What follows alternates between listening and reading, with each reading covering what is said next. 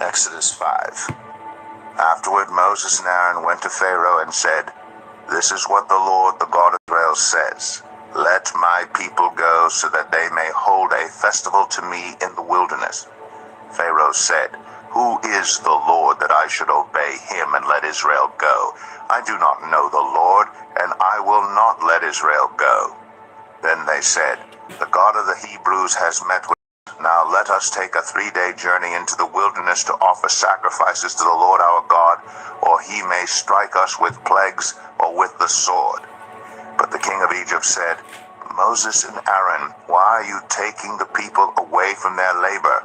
Get back to your work." Then Pharaoh said, "Look, the people of the land are now numerous, and you are stopping them working." That same day Pharaoh gave this order to the slave drivers and overseers in charge of the people: "You are no longer to supply the people with straw for making bricks. Let them go and gather their own straw, but require them to make the same number of bricks as before. Don't reduce the quota. They are lazy. That is why they are crying out, 'Let us go and sacrifice to our God.' Make the work harder for the people so that they keep working and pay no attention to lies." Then the slave drivers and the overseers went out and said to the people, "This is what Pharaoh says. I will not give you any more straw. Go and get your own straw wherever you can find it, but your work will not be reduced at all." So the people scattered all over Egypt to gather stubble to use for straw. The slave drivers kept pressing them, saying, "Complete the work required of you for each day, just as when you have." And Pharaoh's slave drivers beat the Israelite overseers they had appointed, demanding, "Why haven't you met your quota of bricks yesterday or today as before?" Then the Israelite overseers went and appealed to Pharaoh, "Why have you treated your servants this way? Your servants are given no straw, yet we are told, 'Make bricks.' Your servants are being beaten, but the fault is with your own people." Pharaoh said, "Lazy, that's what you are, lazy. That is why you keep saying, 'Let us go and sacrifice to the Lord.' Now get to work. You will not be given any straw, yet you must produce your full quota of bricks." The Israelite overseers realized they were in trouble when they were told, "You are not to reduce the number of bricks required of you for each day." When they left Pharaoh, they found Moses and Aaron waiting to meet them, and they said, "May the Lord look on you and judge you. You have made us obnoxious to Pharaoh and his officials, and have put a sword in their hand to kill us." Moses returned to the Lord and said, "Why, Lord? Why have you brought trouble on this people? Is this why you sent me? Ever since I went to Pharaoh to speak in your name, he has brought trouble on this people, and you have not rescued your people at all." Exodus 6. Then the Lord said to Moses, "Now you will see what I will do to Pharaoh. Because of my mighty hand he will let them go. Because of my mighty hand he will drive them out of his country." God also said to Moses, "I am the Lord. I appeared to Abraham, to Isaac, and to Jacob as God Almighty, but by my name the Lord I did not make myself known to them. I also established my covenant with them to give them the land of Canaan, where they resided as foreigners. Moreover, I have heard the groaning of the Israelites whom the Egyptians are enslaving, and I have remembered my covenant. Therefore say to the Israelites, I am the Lord, and I will bring you out from under the yoke of the Egyptians. I will free you from being slaves to them, and I will redeem you with an outstretched arm and with mighty acts of judgment. I will take you as my own people, and I will be your God. Then you will know that I am the Lord your God, who brought you out from under the yoke of the Egyptians.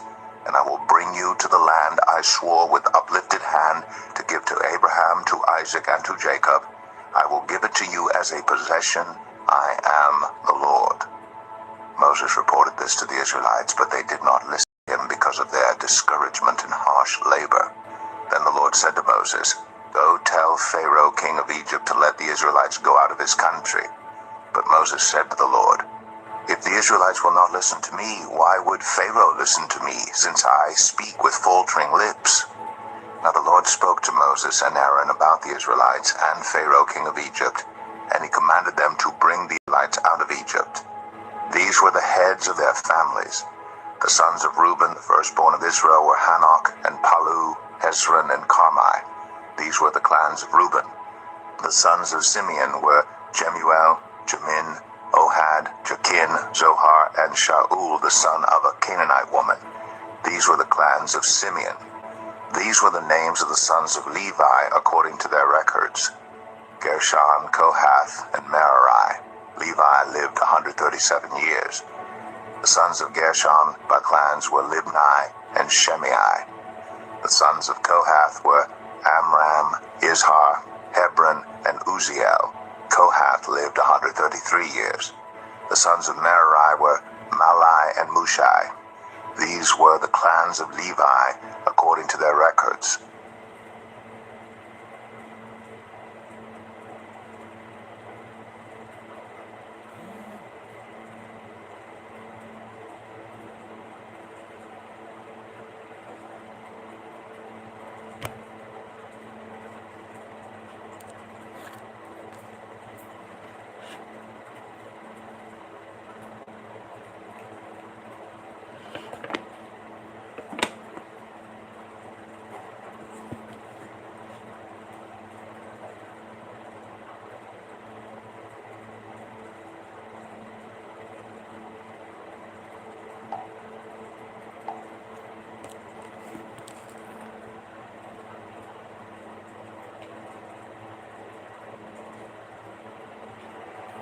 Drives out before you many nations: the Hittites, Girgashites, Amorites, Canaanites, Perizzites, Hivites, and Jebusites, 7 nations larger and stronger than you.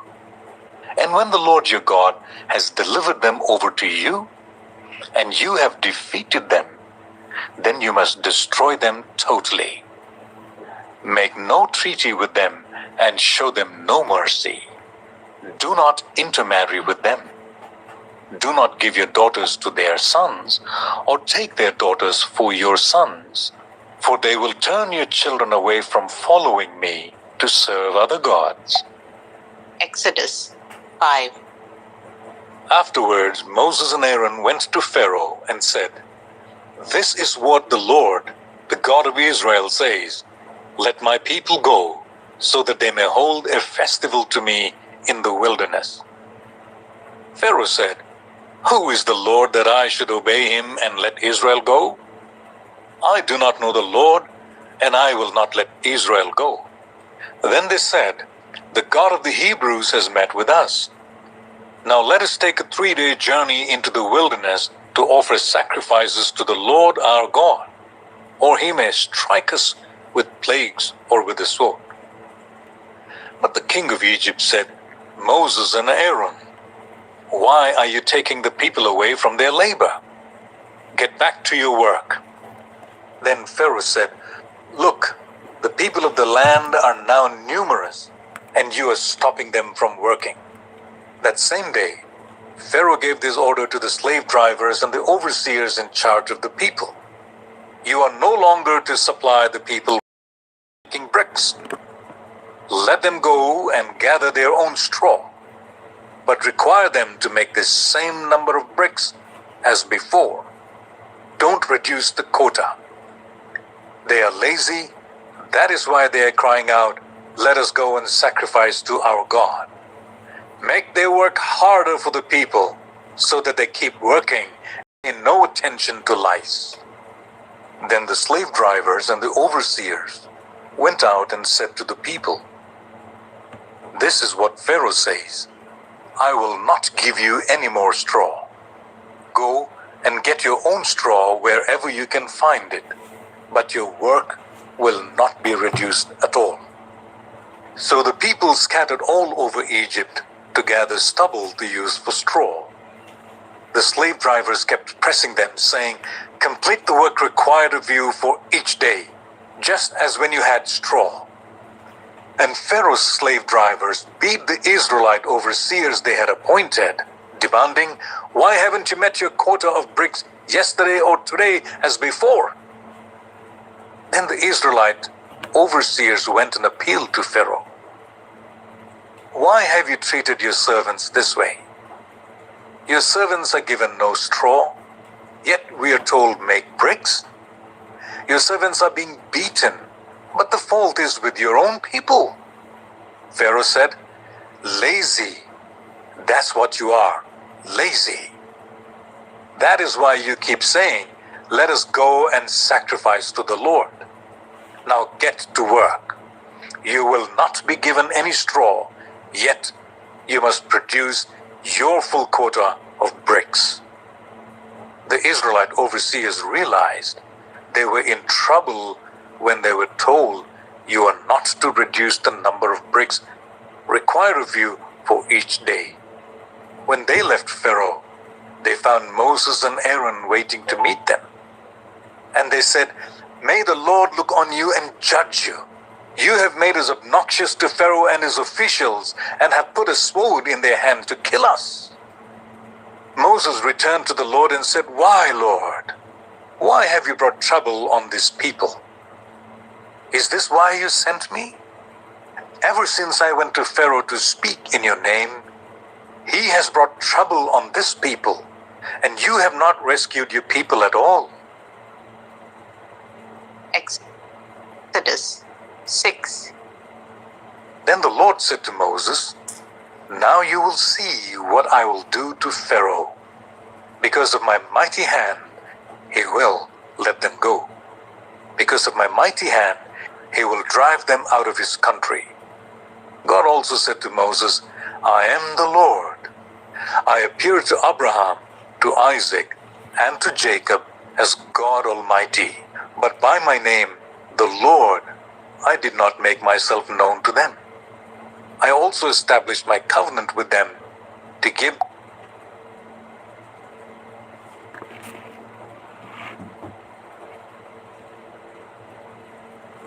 Exodus 6.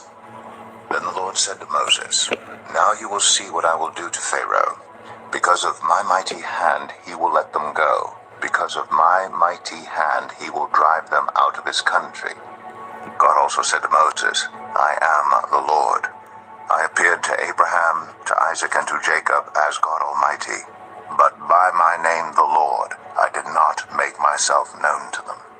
I also established my covenant with them to give them the land of Canaan, where they resided as foreigners. Moreover, I have heard the groaning of the Israelites, whom the Egyptians are enslaving, and I have remembered my covenant. Therefore say to the Israelites, I am the Lord, and I will bring you out from under the yoke of the Egyptians. I will free you from being slaves to them, and I will redeem you with an outstretched arm and mighty acts of judgment. I will take you as my own people, and I will be your God. Then you will know that I am the Lord your God, who brought you out from under the yoke of the Egyptians. And I will bring you to the land I swore with uplifted hand to give to Abraham, to Isaac, and to Jacob. I will give it to you as a possession. I am the Lord. Moses reported this to the Israelites, but they did not listen to him because of their discouragement and harsh labor. Then the Lord said to Moses, go tell Pharaoh, king of Egypt, to let the Israelites go out of his country. But Moses said to the Lord, if the Israelites will not listen to me, why would Pharaoh listen to me, since I speak with faltering lips? Now the Lord spoke to Moses and Aaron about the Israelites and Pharaoh, king of Egypt, and he commanded them to bring the Israelites out of Egypt. These were the heads of their families. The sons of Reuben, the firstborn of Israel, were Hanok and Palu, Hezron and Carmi.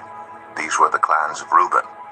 The sons of Simeon were Jemuel, Jamin, Ohad, Jakin, Zohar, and Shaul, the son of a Canaanite woman.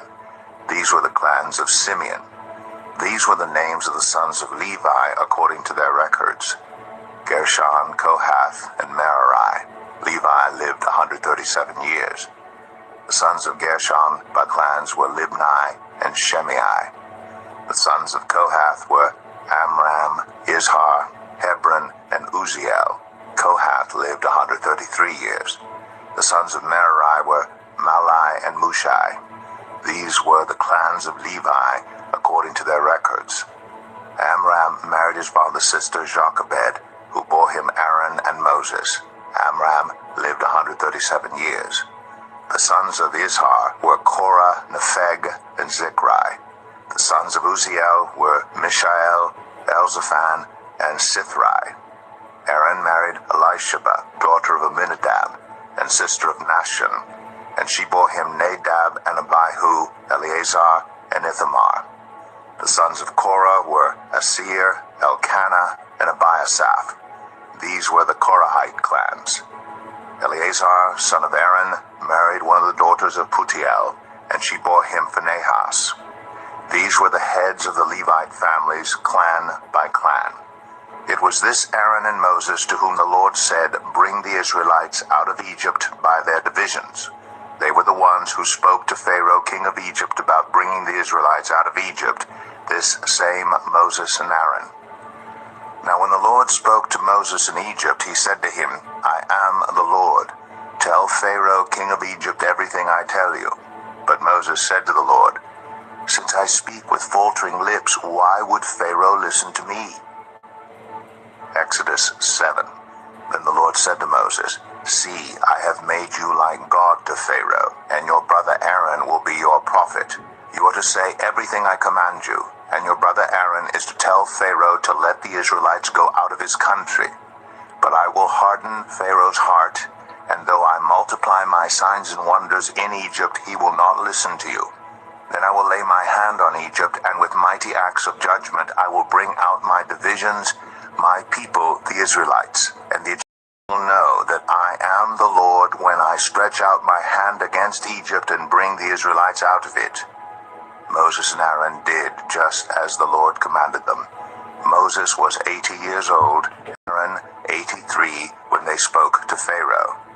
The Lord said to Moses and Aaron, "When Pharaoh says to you, 'Perform a miracle,' then say to Aaron, 'Take your staff and throw it down before Pharaoh, and it will become a snake.'" So Moses and Aaron went to Pharaoh and did just as the Lord commanded. Aaron threw his staff down in front of Pharaoh and his officials, and it became a snake. Pharaoh then summoned wise men and sorcerers, and the Egyptian magicians also did the same things by their secret arts. Each one threw down his staff, and it became a snake. But Aaron's staff swallowed up their staffs. Yet Pharaoh's heart became hard, and he would not listen to them, just as the Lord had said. Then the Lord said to Moses, "Pharaoh's heart is unyielding. He refuses to let the people go. Go to Pharaoh in the morning as he goes out to the river. Confront him on the bank of the Nile, and take in your hand the staff that was changed into a snake. Then say to him, 'The Lord, the God of the Hebrews, has sent me to say to you, let my people go, so that they may worship me in the wilderness. But until now you have not listened. This is what the Lord says. By this you will know that I am the Lord. With the staff that is in my hand I will strike the water of the Nile, and it will be changed into blood. The fish in the Nile will die, and the river will stink. The Egyptians will not be able to drink its water." The Lord said to Moses, "Tell Aaron, take your staff and stretch out your hand over the waters of Egypt, over the streams and canals, over the ponds and all the reservoirs, and they will turn to blood. Blood will be everywhere in Egypt, even in vessels of wood and stone." Moses and Aaron did just as the Lord had commanded. He raised his staff in the presence of Pharaoh and his officials and struck the water of the Nile, and all the water was changed into blood. The fish in the Nile died, and the river smelled so bad that the Egyptians could not drink its water. Blood was everywhere in Egypt. But the Egyptian magicians did the same things by their secret arts, and Pharaoh's heart became hard. He would not listen to Moses and Aaron, just as the Lord had said. Instead he turned and went into his palace, and did not take even this to heart. And all the Egyptians dug along the Nile to get drinking water, because they could not drink the water of the river. 7 days passed after the Lord struck the Nile. Exodus 8. Then the Lord said to Moses, "Go to Pharaoh and say to him, 'This is what the Lord says. Let my people go, so that they may worship me. If you refuse to let them go, I will send a plague of frogs on your whole country. The Nile will teem with frogs. They will come up into your palace and your bedroom and onto your bed, into the houses of your officials and on your people, and into your ovens and kneading troughs. The frogs will come up on you and your people and all your officials. Then the Lord said to Moses, "Tell Aaron, stretch out your hand with your staff over the streams and canals and ponds, and make frogs come up on the land of Egypt."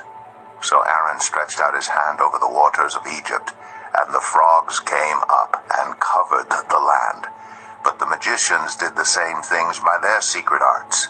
They also made frogs come up on the land of Egypt. Pharaoh summoned Moses and Aaron and said, "Pray to the Lord to take the frogs away from me and my people, and I will let your people go to offer sacrifices to the Lord." Moses said to Pharaoh, "I leave to you the honor of setting the time for me to pray for you and your officials and your people, that you and your houses may be rid of the frogs, except for those that remain in the Nile." "Tomorrow," Pharaoh said. Moses replied, "It will be as you say, so that you may know there is no one like the Lord our God. The frogs will leave you and your houses, your officials and your people. They will remain only in the Nile." After Moses and Aaron left Pharaoh, Moses cried out to the Lord about the frogs he had brought on Pharaoh. And the Lord did what Moses asked. The frogs died in the houses, in the courtyards, and in the fields. They were piled into heaps, and the land reeked of them. But when Pharaoh saw that there was relief, he hardened his heart and would not listen to Moses and Aaron, just as the Lord had said. Then the Lord said to Moses, "Tell Aaron, stretch out your staff and strike the dust of the ground. And throughout the land of Egypt the dust will become gnats." They did this, and when Aaron stretched out his hand with the staff and struck the dust of the ground, gnats came on people and animals. All the dust throughout the land of Egypt became gnats. But when the magicians tried to produce gnats by their secret arts, they could not. Since the gnats were on people and animals everywhere, the magician said to Pharaoh, "This is the finger of God." But Pharaoh's heart was hard, and he would not listen, just as the Lord had said.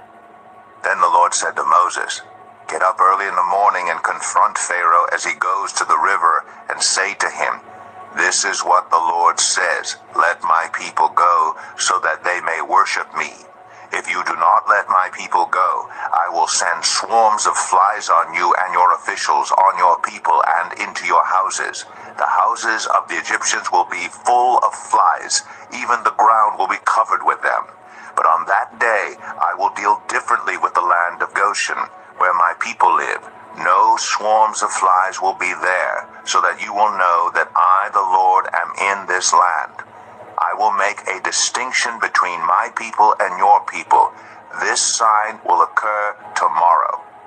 And the Lord did this. Dense swarms of flies poured into Pharaoh's palace and into the houses of his officials. Throughout Egypt, the land was ruined by the flies. Then Pharaoh summoned Moses and Aaron and said, "Go, sacrifice to your God here in the land." But Moses said, "That would not be right. The sacrifices we offer the Lord our God would be detestable to the Egyptians. And if we offer sacrifices that are detestable in their eyes, will they not stone us? We must take a 3-day journey into the wilderness to offer sacrifices to the Lord our God as he commands us." Pharaoh said, "I will let you go to offer sacrifices to the Lord your God in the wilderness, but you must not go very far. Now, pray for me." Moses answered, "As soon as I leave you, I will pray to the Lord, and tomorrow the flies will leave Pharaoh and his officials and his people. Only let Pharaoh be sure that he does not act deceitfully again by not letting the people go to offer sacrifices to the Lord." Then Moses left Pharaoh and prayed to the Lord, and the Lord did what Moses asked. The flies left Pharaoh and his officials and his people. Not a fly remained. But this time also Pharaoh hardened his heart and would not let the people go. Exodus 9. Then the Lord said to Moses, "Go to Pharaoh and say to him, This is what the Lord, the God of the Hebrews, says. Let my people go, so that they may worship me. If you refuse to let them go and continue to hold them back, the hand of the Lord will bring a terrible plague on your livestock in the field, on your horses, donkeys, and camels, and on your cattle, sheep, and goats. But the Lord will make a distinction between the livestock of Israel and that of Egypt, so that no animal belonging to the Israelites will die. The Lord set a time and said, Tomorrow the Lord will do this in the land.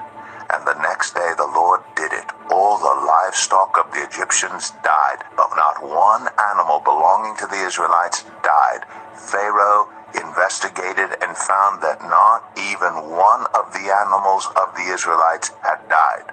Yet his heart was unyielding, and he would not let the people go.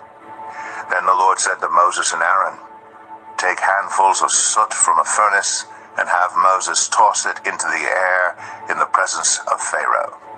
It will become fine dust over the whole land of Egypt, and festering boils will break out on people and animals throughout the land. So they took soot from a furnace and stood before Pharaoh. Moses tossed it into the air, and festering boils broke out on people and animals. The magicians could not stand before Moses because of the boils that were on them and on all the Egyptians. But the Lord hardened Pharaoh's heart, and he would not listen to Moses and Aaron, just as the Lord had said to Moses. Then the Lord said to Moses, Get up early in the morning, confront Pharaoh, and say to him, This is what the Lord, the God of the Hebrews, says. Let my people go, so that they may worship me. Or this time I will send the full force of my plagues against you and against your officials and your people, so you may know that there is no one like me in all the earth. For by now I could have stretched out my hand and struck you and your people with a plague that would have wiped you off the earth.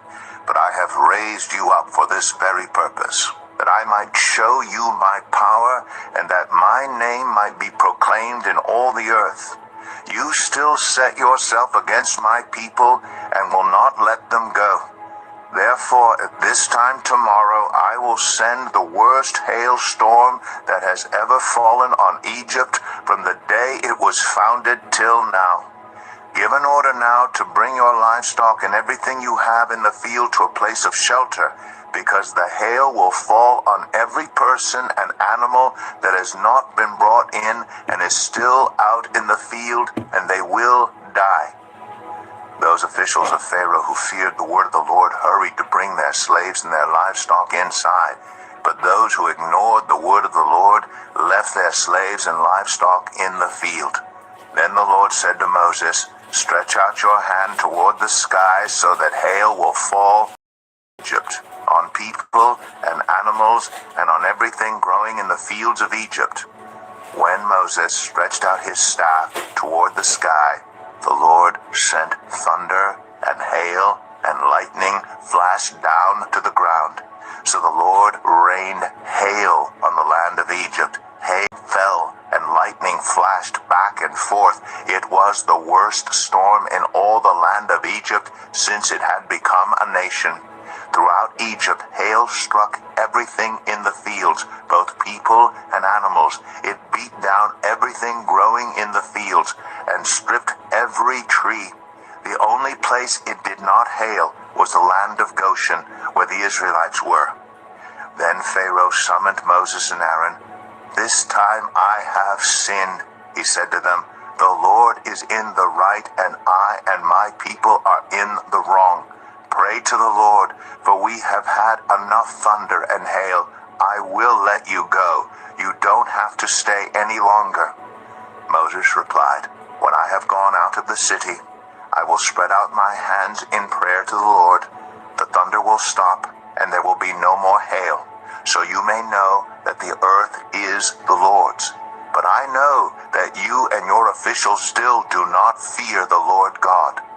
The flax and barley were destroyed, since the barley had headed and the flax was in bloom. The wheat and spelt, however, were not destroyed because they ripen later. Then Moses left Pharaoh and went out of the city. He spread out his hands toward the Lord. The thunder and hail stopped, and the rain no longer poured down on the land. When Pharaoh saw that the rain and hail and thunder had stopped, he sinned again. He and his officials hardened their hearts. So Pharaoh's heart was hard, and he would not let the Israelites go, just as the Lord had said through Moses. Exodus 10.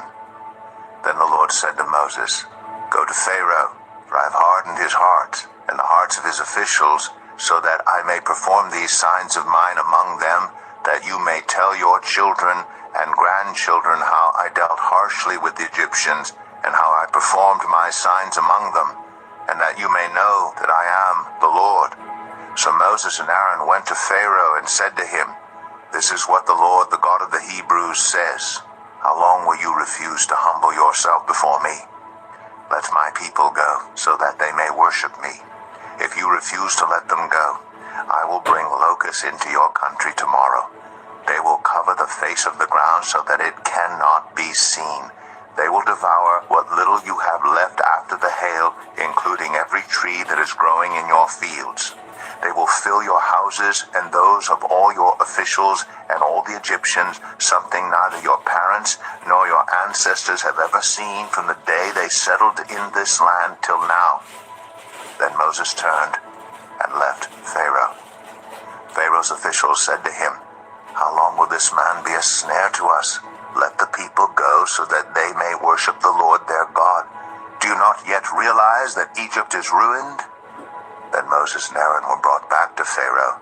"Go worship the Lord your God," he said. "But tell me who will be going."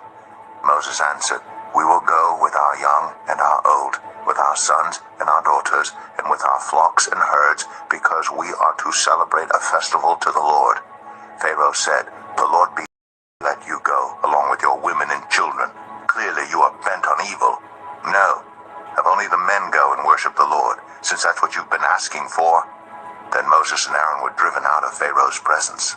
And the Lord said to Moses, "Stretch out your hand over Egypt so that locusts swarm over the land and devour everything growing in the fields, everything left by the hail." So Moses stretched out his staff over Egypt, and the Lord made an east wind blow across the land all that day and all that night. By morning the wind had brought the locusts. They invaded all Egypt and settled down in every area of the country in great numbers. Never before had there been such a plague of locusts, nor will there ever be again. They covered all the ground until it was black.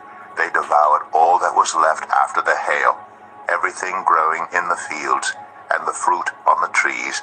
Nothing green remained on tree or plant in all the land of Egypt.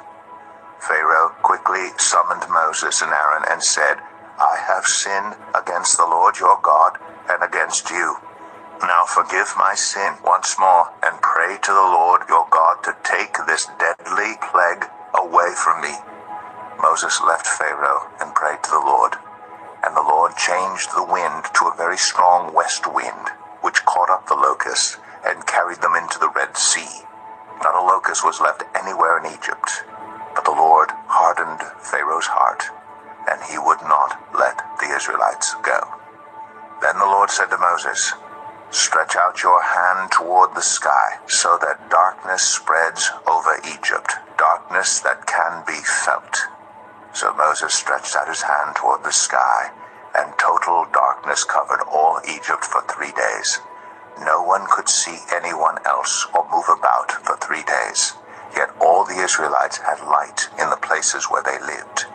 Then Pharaoh summoned Moses and said, "Go, worship the Lord. Even your women and children may go with you. Only leave your flocks and herds behind."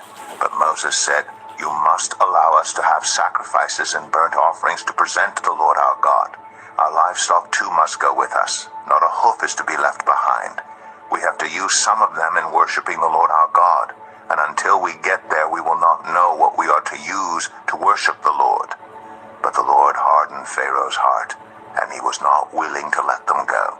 Pharaoh said to Moses, "Get out of my sight. Make sure you do not appear before me again." The day you see my face, you will die.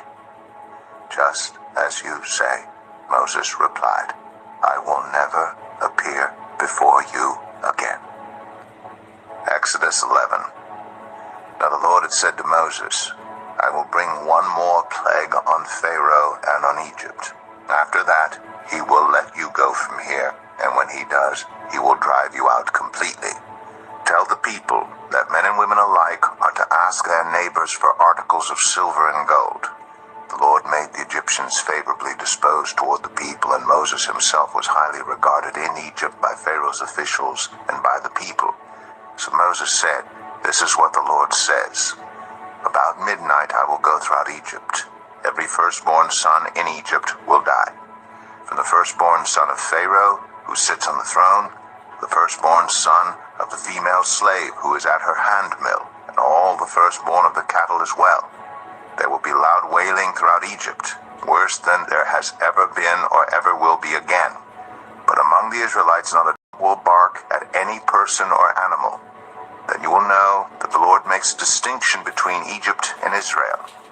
All these officials of yours will come to me, bowing down before me and saying, Go, you and all the people who follow you. After that I will leave. Then Moses, hot with anger, left Pharaoh. The Lord said to Moses, Pharaoh will refuse to listen to you, so that my wonders may be multiplied in Egypt. Moses and Aaron performed all these wonders before Pharaoh, but the Lord hardened Pharaoh's heart, and he would not let the Israelites go out of his country. Exodus 12. The Lord said to Moses and Aaron in Egypt, This month is to be for you the first month of your year. Tell the whole community of Israel that on the 10th day of this month each man is to take a lamb for his family, one for each household. If any household is too small for a whole lamb, they must share one with their nearest neighbor, having taken into account the number of people there are. You are to determine the amount of lamb needed in accordance with what each person will eat. The animals you choose must be year-old males without defect, and you may take them from the sheep or the goats. Take care of them until the 14th day of the month, when all the members of the community of Israel must slaughter them at twilight. Then they are to take some of the blood and put it on the sides and tops of the door frames of the houses where they eat the lambs. That same night they are to eat the meat roasted over the fire, along with bitter herbs and bread made without yeast. Do not eat the meat raw or boiled in water, but roasted over a fire, with the head, legs, and internal organs. Do not leave any of it till morning. If some is left till morning, you must burn it. This is how you are to eat it: with your cloak tucked into your belt, your sandals on your feet, and your staff in your hand. Eat it in haste. It is the Lord's Passover. On that same night I will pass through Egypt and strike down every firstborn of both people and animals. And I will bring judgment on all the gods of Egypt. I am the Lord. The blood will be a sign for you on the houses where you are, and when I see the blood, I will pass over you. No destructive plague will touch you when I strike Egypt. This is a day you are to commemorate. For the generations to come you shall celebrate it as a festival to the Lord, a lasting ordinance. For 7 days you are to eat bread made without yeast. On the first day remove the yeast from your houses, for whoever eats anything with yeast in it from the first day through the 7th must be cut off from Israel. On the first day hold a sacred assembly, and another one on the 7th day. Do no work at all on these days, except to prepare food for everyone to eat. That is all you may do. Celebrate the festival of unleavened bread, because it was on this very day that I brought your divisions out of Egypt. Celebrate this day as a lasting ordinance for the generations to come. In the first month you are to eat bread made without yeast, from the evening of the 14th day until the evening of the 21st day. For 7 days no yeast is to be found in your houses. And anyone, whether foreigner or native-born, who eats anything with yeast in it must be cut off from the community of Israel. Eat nothing made with yeast. Wherever you live, you must eat unleavened bread." Then Moses summoned all the elders of Israel and said to them, "Go at once and select the animals for your families and slaughter the Passover lamb. Take a bunch of hyssop, dip it into the blood in the basin, and put some of the blood on the top and on both sides of the door frame. None of you shall go out of the door of your house until morning. When the Lord goes through the land to strike down the Egyptians, he will see the blood on the top and sides of the door frame and will pass over that doorway. And he will not permit the destroyer to enter your houses and strike you down. Obey these instructions as a lasting ordinance for you and your descendants. When you enter the land that the Lord will give you as he promised, observe this ceremony. And when your children ask you, 'What does this ceremony mean to you?' then tell them, 'It is the Passover, sacrifice to the Lord, who passed over the houses of the Israelites in Egypt and spared our homes when he struck down the Egyptians.' Then the people bowed down and worshipped. The Israelites did just what the Lord commanded Moses and Aaron. At midnight, the Lord struck down all the firstborn in Egypt, from the firstborn of Pharaoh who sat on the throne to the firstborn of the prisoner who was in the dungeon, and the firstborn of all the livestock as well. Pharaoh and all his officials and all the Egyptians got up during the night, and there was loud wailing in Egypt, for there was not a house without someone dead. During the night, Pharaoh summoned Moses and Aaron and said, 'Up, leave my people, you and the Israelites. Go, worship the Lord as you have requested. Take your flocks and herds, as you have said, and go, and also bless me.' The Egyptians urged the people to hurry and leave the country, for otherwise, they said, 'We will all die.' So the people took their dough before the yeast was added, and carried it on their shoulders in kneading troughs, wrapped in clothing. The Israelites did as Moses instructed, and asked the Egyptians for articles of silver and gold and for clothing. The Lord had made the Egyptians favorably disposed toward the people, and they gave them what they asked for. So they plundered the Egyptians. The Israelites journeyed from Ramses to Succoth. There were about 600,000 men on foot, besides women and children. Many other people went up with them, and also large droves of livestock, both flocks and herds. With the dough the Israelites had brought from Egypt, they baked loaves of unleavened bread. The dough was without yeast because they had been driven out of Egypt and did not have time to prepare food for themselves. Now the length of time the Israelite people lived in Egypt was 430 years. At the end of the 430 years, to the very day, all the Lord's divisions left Egypt, because the Lord kept vigil that night to bring them out of Egypt. On this night, all the Israelites are to keep vigil to honor the Lord for the generations to come. The Lord said to Moses and Aaron, "These are the regulations for the Passover meal. No foreigner may eat it. Any slave you have bought may eat it after you have circumcised him. But a temporary resident or a hired worker may not eat it. It must be eaten inside the house. Take none of the meat outside the house. Do not break any of the bones. The whole community of Israel must celebrate it. A foreigner residing among you who wants to celebrate the Lord's Passover must have all the males in his household circumcised. Then he may take part like one born in the land. No uncircumcised male may eat it. The same law applies both to the native born and to the foreigner residing among you." All the Israelites did just what the Lord had commanded Moses and Aaron. And on that very day, the Lord brought the Israelites out of Egypt by their divisions. Exodus 13. The Lord said to Moses, "Consecrate to me every firstborn male. The first offspring of every womb among the Israelites belongs to me, whether human or animal." Then Moses said to the people, "Commemorate this day, the day you came out of Egypt, out of the land of slavery, because the Lord brought you out of it with a mighty hand. Eat nothing containing yeast. Today, in the month of Aviv, you are leaving. When the Lord brings you into the land of the Canaanites, Hittites, Amorites, Hivites, and Jebusites, the land he swore to your ancestors to give you, a land flowing with milk and honey. You are to observe this ceremony in this month. For 7 days eat bread made without yeast, and on the 7th day hold a festival to the Lord. Eat unleavened bread during those 7 days. Nothing with yeast in it is to be seen among you, nor shall any yeast be seen anywhere within your borders. On that day, tell your son, I do this because of what the Lord did for me. This observance will be for you like a sign on your hand and a reminder on your forehead that this law of the Lord is to be on your lips. Egypt with his mighty hand. You must keep this ordinance at the appointed time year after year. After the Lord brings you into the land of the Canaanites and gives it to you, as he promised on oath to you and your ancestors, you are to give over to the Lord the first offspring of every womb. All the firstborn males of your livestock belong to the Lord. Redeem with a lamb every firstborn donkey, but if you do not redeem it, break its neck.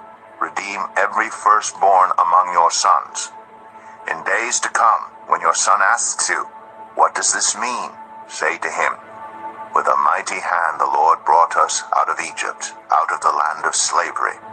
When Pharaoh stubbornly refused to let us go, the Lord killed the firstborn of both people and animals in Egypt.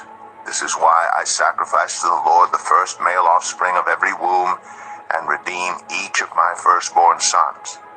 And it will be like a sign on your hand and a symbol on your forehead that the Lord brought us out of Egypt with his mighty hand. When Pharaoh let the people go, God did not lead them on the road through the Philistine country, though that was shorter. For God said, if they face war, they might change their minds and return to Egypt. So God led the people around by the desert road toward the Red Sea. The Israelites went up out of Egypt ready for battle. Moses took the bones of Joseph with him because Joseph had made the Israelites swear an oath. He had said, God will surely come to your aid, and then you must carry my bones up with you from this place. After leaving Sukkoth, they camped at Etham on the edge of the desert. By day, the Lord went ahead of them in a pillar of cloud to guide them on their way, and by night in a pillar of fire to give them light, so that they could travel by day or night. Neither the pillar of cloud by day nor the pillar of fire by night left its place in front of the people. Exodus 14. Then the Lord said to Moses, tell the Israelites to turn back and encamp near Pi Hahiroth, between Migdol and the sea. They directly opposite Baal Zephon. Pharaoh will think the Israelites are wandering around the land in confusion, hemmed in by the desert. And I will harden Pharaoh's heart, and he will pursue them. But I will gain glory for myself through Pharaoh and all his army, and the Egyptians will know that I am the Lord. So the Israelites did this. When the king of Egypt was told that the people had fled, Pharaoh and his officials changed their minds about them and said, have we done? We have let the Israelites go and have lost their services. So he had his chariot made ready and took his army with him. He took 600 of the best chariots, along with all the other chariots of Egypt, with officers over all of them. The Lord hardened the heart of Pharaoh, king of Egypt, so that he pursued the Israelites who were marching out boldly. The Egyptians, all Pharaoh's horses and chariots, horsemen and troops, pursued the Israelites and overtook them as they camped by the sea near Pi Hahiroth, opposite Baal Zephon. As Pharaoh approached, the Israelites looked up, and there were the Egyptians marching after them. They were terrified and cried out to the Lord. They said to Moses, was it because there were no graves in Egypt that you brought us to the desert to die? What have you done to us by bringing us out of Egypt? Didn't we say to you in Egypt, leave us alone, let us serve the Egyptians? It would have been better for us to serve the Egyptians than to die in the desert. Moses answered the people, do not be afraid, stand firm, and you will see the deliverance the Lord will bring you today. The Egyptians you see today, you will never see again. The Lord will fight for you. You need only to be still. Then the Lord said to Moses, why are you crying out to me? Tell the Israelites to move on. Raise your staff and stretch out your hand over the sea to divide the water, so that the Israelites can go through the sea on dry ground. I will harden the hearts of the Egyptians so that they will go in after them, and I will gain glory through Pharaoh and all his army, through his chariots and his horsemen. The Egyptians will know that I am the Lord when I gain glory through Pharaoh, his chariots, and his horsemen. Then the angel of God, who had been traveling in front of Israel's army, withdrew and went behind them. The pillar of cloud also moved from in front and stood behind them, coming between the armies of Egypt and Israel. Throughout the night, the cloud brought darkness to the one side and light to the other side, so neither went near the other all night long. Then Moses stretched out his hand over the sea, and all that night the Lord drove the sea back with a strong east wind, and turned it into dry land. The waters were divided, and the Israelites went through the sea on dry ground, with a wall of water on their right and on their left. The Egyptians pursued them, and all Pharaoh's horses and chariots and horsemen followed them into the sea. During the last watch of the night, the Lord looked down from the pillar of fire and cloud at the Egyptian army and threw it into confusion. He jammed the wheels of their chariots so that they had difficulty driving. And the Egyptians said, "Let's get away from the Israelites. The Lord is fighting for them against Egypt." Then the Lord said to Moses, "Stretch out your hand over the sea, so that the waters may flow back over the Egyptians and their chariots and horsemen." Moses stretched out his hand over the sea, and at daybreak the sea went back to its place. The Egyptians were fleeing toward it, and the Lord swept them into the sea. The water flowed back and covered the chariots and horsemen, the entire army of Pharaoh that had followed the Israelites into the sea. Not one. But the Israelites went through the sea on dry ground, with a wall of water on their right and on their left. That day the Lord saved Israel from the hands of the Egyptians, and Israel saw the Egyptians lying dead on the shore. And when the Israelites saw the mighty hand of the Lord displayed against the Egyptians, the people feared the Lord and put their trust in him and in Moses his servant. Exodus 15. Then Moses and the Israelites sang this song to the Lord. I will sing to the Lord, for he is highly exalted. Both horse and driver he has hurled into the sea. The Lord is my strength and my defense. He has become my salvation. He is my God, and I will praise him, my father's God, and I will exalt him. The Lord is a warrior. The Lord is his name. Pharaoh's chariots and his army he has hurled into the sea. The best of Pharaoh's officers are drowned in the Red Sea. The deep waters have covered them. They sank to the depths like a stone. Your right hand, Lord, was majestic in power. Your right hand, Lord, shattered the enemy. In the greatness of your majesty, you threw down those who opposed you. You unleashed your burning anger. It consumed them like stubble. By the blast of your nostrils, the waters piled up. The surging waters stood up like a wall. The deep waters congealed in the heart of the sea. The enemy boasted, I will pursue. I will overtake them. I will divide the spoils. I will gorge myself on them. I will draw my sword, and my hand will destroy them. But you blew with your breath, and the sea covered them. They sank like lead in the mighty waters. Who among the gods is like you, Lord? Who is like you, majestic in holiness, awesome in glory, working wonders? You stretch out your right hand, and the earth swallows your enemies. In your unfailing love, you will lead the people you have. In your strength, you will guide them to your holy dwelling. The nations will hear and tremble. Anguish will grip the people of Philistia. The chiefs of Edom will be terrified. The leaders of Moab will be seized with trembling. The people of Canaan will melt away. Terror and dread will fall on them. By the power of your arm, they will be as still as a stone until your people pass by, Lord, until the people you bought pass by. You will bring them in and plant them on the mountain of your inheritance, the place, Lord, you made for your dwelling, the sanctuary, Lord, your hands established.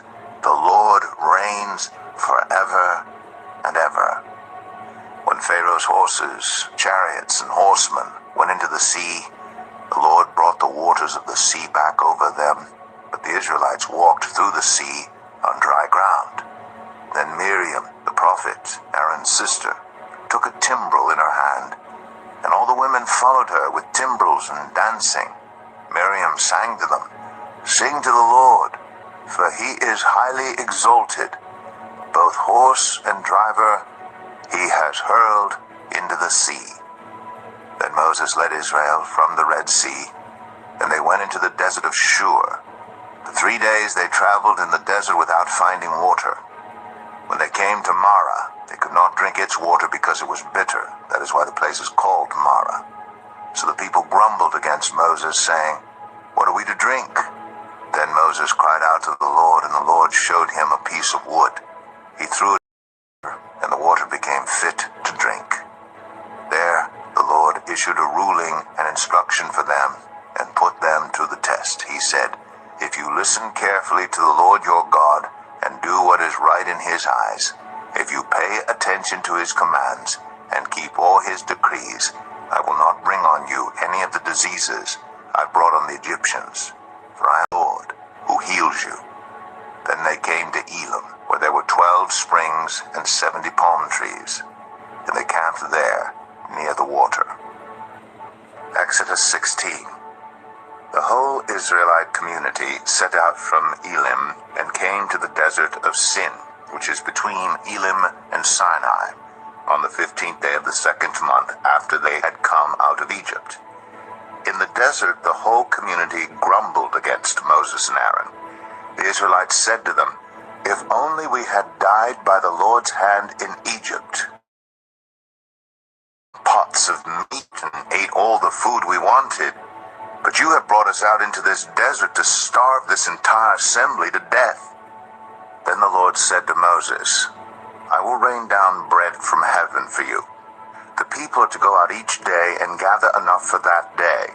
In this way I will test them and see whether they will follow my instructions. On the 6th day they are to prepare what they bring in, and that is to be twice as much as they gather on the other days." So Moses and Aaron said to all the Israelites, "In the evening you will know that it was the Lord who brought you out of Egypt. And in the morning you will see the glory of the Lord, because he has heard your grumbling against him. Who are we that you should grumble against us?" Moses also said, "You will know that it was the Lord when he gives you meat to eat in the evening and all the bread you want in the morning, because he has heard your grumbling against him. Who are we? You are not grumbling against us, but against the Lord." Then Moses told Aaron, "Say to the entire Israelite community, 'Come before the Lord, for he has heard your grumbling.'" While Aaron was speaking to the whole Israelite community, they looked toward the desert, and there was the glory of the Lord appearing in the cloud.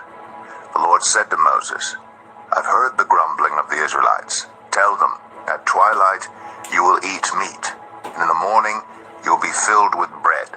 Then you will know that I am the Lord your God." That evening quail came and covered the camp, and in the morning there was a layer of dew around the camp. When the dew was gone, thin flakes like frost on the ground appeared on the desert floor. When the Israelites saw it, they said to each other, "What is it?" For they did not know what it was.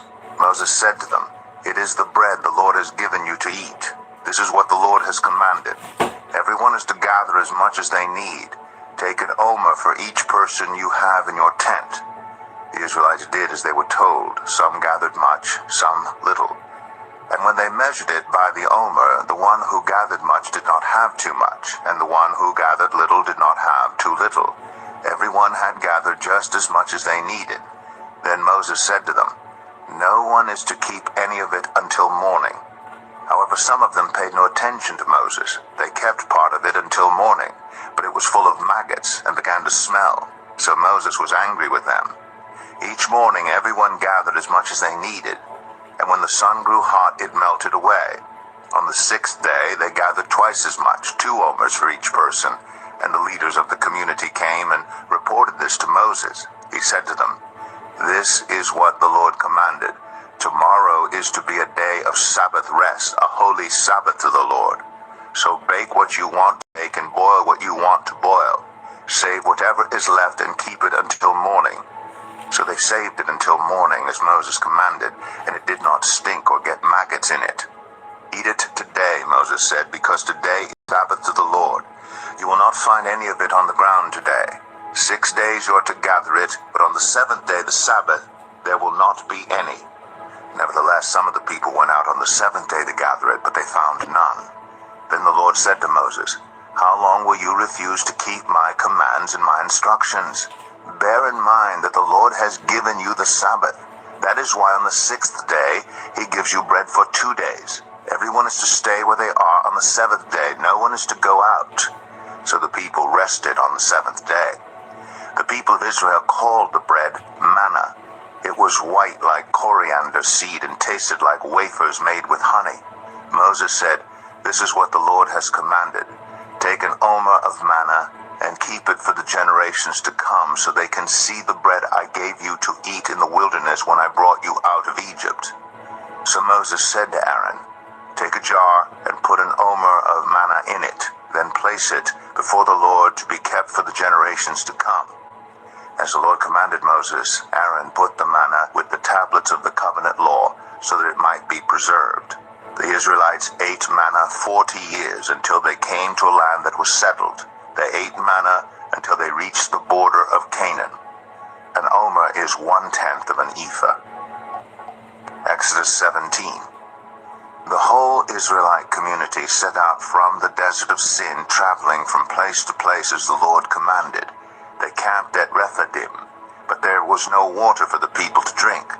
So they quarreled with Moses and said, "Give us water to drink." Moses replied, "Why do you quarrel with me? Why do you put the Lord to the test?" But the people were thirsty for water there, and they grumbled against Moses. They said, "Why did you bring us up out of Egypt to make us and our children and livestock die of thirst?" Then Moses cried out to the Lord, "What am I to do with these people? They are almost ready to stone me." The Lord answered Moses, "Go out in front of the people. Take with you some of the elders of Israel, and take in your hand the staff with which you struck the Nile, and go. I will stand there before you by the rock at Horeb. Strike the rock, and water will come out of it for the people to drink." So Moses did this in the sight of the elders of Israel. And he called the place Massah and Meribah, because the Israelites quarreled, and because they tested the Lord, saying, "Is the Lord among us or not?" The Amalekites came and attacked the Israelites at Rephidim. Moses said to Joshua, "Choose some of our men and go out to fight the Amalekites. Tomorrow I will stand on top of the hill with the staff of God in my hands." So Joshua fought the Amalekites as Moses had ordered, and Moses, Aaron, and Hur went to the top of the hill. As long as Moses held up his hands, the Israelites were winning. But whenever he lowered his hands, the Amalekites were winning. When Moses' hands grew tired, they took a stone and put it under him, and he sat on it. Aaron and Hur held his hands up, one on one side, one on the other, so that his hands remained steady till sunset. So Joshua overcame the Amalekite army with the sword. Then the Lord said to Moses, "Write this on a scroll as something to be remembered, and make sure that Joshua hears it, because I will completely blot out the name of Amalek from under heaven." Moses built an altar and called it, "The Lord is my banner." He said, "Because hands were lifted up against the throne of the Lord will be at war against the Amalekites from generation to generation." Exodus 18. Now Jethro, the priest of Midian and father-in-law of Moses, heard of everything God had done for Moses and for his people Israel, and how the Lord had brought Israel out of Egypt. After Moses had sent away his wife Zipporah, his father-in-law Jethro received her and her 2 sons. One son was named Gershom, for Moses said, "I have become a foreigner in a foreign land," and the other was named Eleazar, for he said, "My father's God was my helper. He saved me from the sword of Pharaoh." Jethro, Moses' father-in-law, together with Moses' sons and wife, came to him in the wilderness where he was camped near the mountain of God. Jethro had sent word to him, "I, your father-in-law Jethro, am coming to you with your wife and her 2 sons." So Moses went out to meet his father-in-law and bowed down and kissed him. They greeted each other and then went into the tent. Moses told his father-in-law about everything the Lord had done to Pharaoh and the Egyptians for Israel's sake, and about all the hardships they had met along the way, and how the Lord had saved them. Jethro was delighted to hear about all the good things the Lord had done for Israel in rescuing them from the hand of the Egyptians.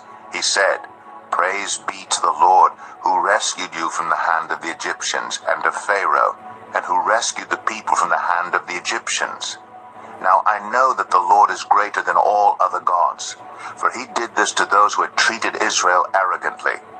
Then Jethro, Moses' father-in-law, brought a burnt offering and other sacrifices to God, and Aaron came with all the elders of Israel to eat a meal with Moses' father-in-law in the presence of God. The next day Moses took his seat to serve as judge for the people, and they stood around him from morning till evening.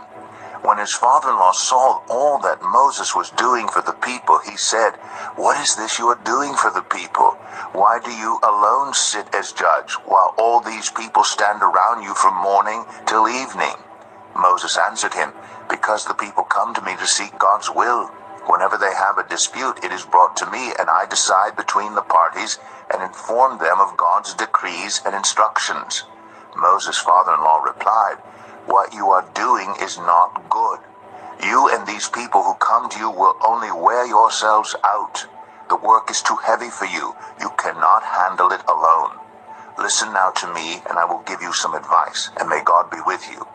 You must be the people's representative before God and bring their disputes to him.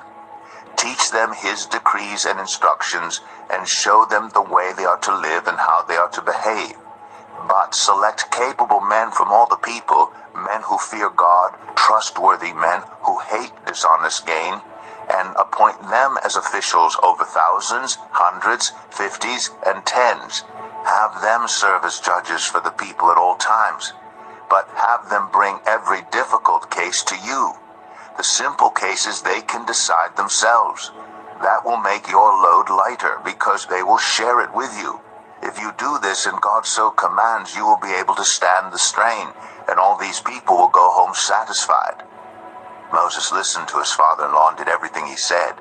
He chose capable men from all Israel and made them leaders of the people, officials over thousands, hundreds, fifties, and tens. They served as judges for the people at all times. The difficult cases they brought to Moses, but the simple ones they decided themselves. Then Moses sent his father-in-law on his way, and Jethro returned to his own country. Exodus 19. On the first day of the 3rd month after the Israelites left Egypt, on that very day, they came to the desert of Sinai. After they set out from Rephidim, they entered the desert of Sinai, and Israel camped there in the desert in front of the mountain. Then Moses went up to God, and the Lord called to him from the mountain and said, "This is what you are to say to the descendants of Jacob, and what you are to tell the people of Israel. You yourselves have seen what I did to Egypt, how I carried you on eagle's wings and brought you to myself. Now if you obey me fully and keep my covenant, then out of all nations you will be my treasured possession. Although the whole earth is mine, you will be for me a kingdom of priests and a holy nation. These are the words you are to speak to the Israelites." So Moses went back and summoned the elders of the people and set before them all the words the Lord had commanded him to speak. The people all responded together, "We will do everything the Lord has said." So Moses brought their answer back to the Lord. The Lord said to Moses, "I am going to come to you in a dense cloud, so that the people will hear me speaking with you and will always put their trust in you." Then Moses told the Lord what the people had said. And the Lord said to Moses, Go to the people and consecrate them today and tomorrow. Have them wash their clothes and be ready by the third day, because on that day the Lord will come down on Mount Sinai in the sight of all the people. Put limits for the people around the mountain and tell them, be careful that you do not approach the mountain or touch the foot of it. Whoever touches the mountain is to be put to death. They are to be stoned or shot with arrows. Not a hand is to be laid on them. No person or animal shall be permitted to live. Only when the ram's horn sounds a long blast may they approach the mountain. After Moses had gone down the mountain to the people, he consecrated them, and they washed their clothes. Then he said to the people, prepare yourselves for the third day. Abstain from sexual relations. On the morning of the third day, there was thunder and lightning, with a thick cloud over the mountain, and a very loud trumpet blast. Everyone in the camp trembled. Then Moses led the people out of the camp to meet with God, and they stood at the foot of the mountain. Mount Sinai was covered with smoke, because the Lord descended on it in fire. The smoke billowed up from it like smoke from a furnace, and the whole mountain trembled violently. As the sound of the trumpet grew louder and louder, Moses spoke, and the voice of God answered him. The Lord descended to the top of Mount Sinai and called Moses to the top of the mountain. So Moses went up, and the Lord said to him, go down and warn the people so they do not force their way through to see the Lord, and many of them perish. Even the priests who approach the Lord must consecrate themselves, or the Lord will break out against them. Moses said to the Lord, the people cannot come up Mount Sinai because you yourself warned us.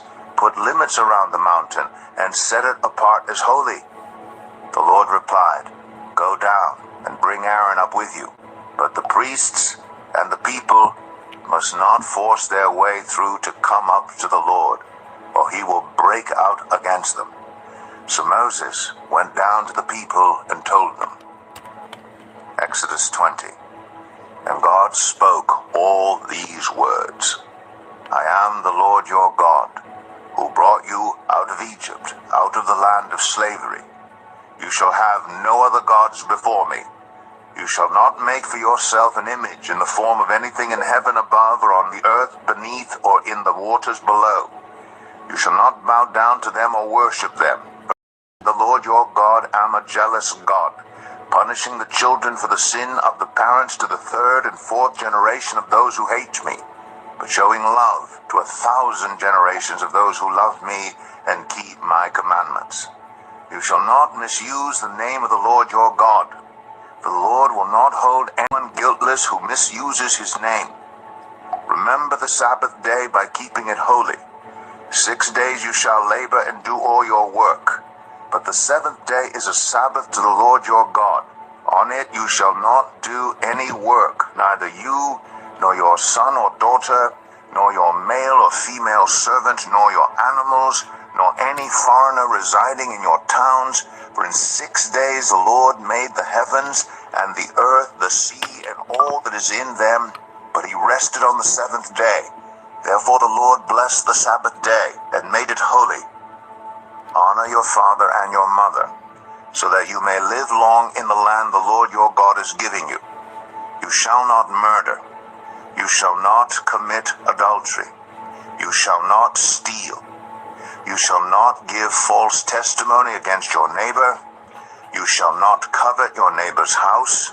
You shall not covet your neighbor's wife, or his male or female servant, his ox or donkey, or anything that belongs to your neighbor. When the people saw the thunder and lightning, and heard the trumpet, and saw the mountain in smoke, they trembled with fear. They stayed at a distance and said to Moses, Speak to us yourself, and we will listen, but do not have God speak to us, or we will die. Moses said to the people, Do not be afraid. God has come to test you, so that the fear of God will be with you to keep you from sinning. The people remained at a distance, while Moses approached the thick darkness where God was. Then the Lord said to Moses, "Tell the Israelites this, you have seen for yourselves that I have spoken to you from heaven. Do not make any gods to be alongside me.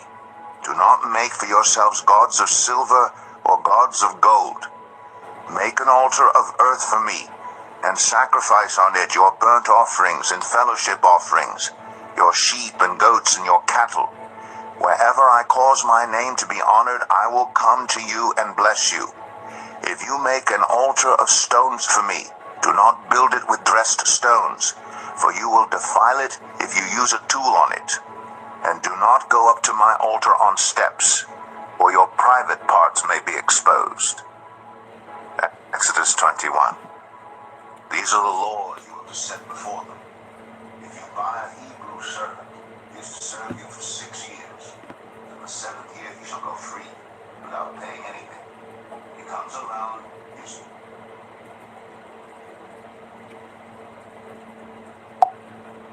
Exodus 21. These are the laws you are to set before them. If you buy a Hebrew servant, he is to serve you for 6 years.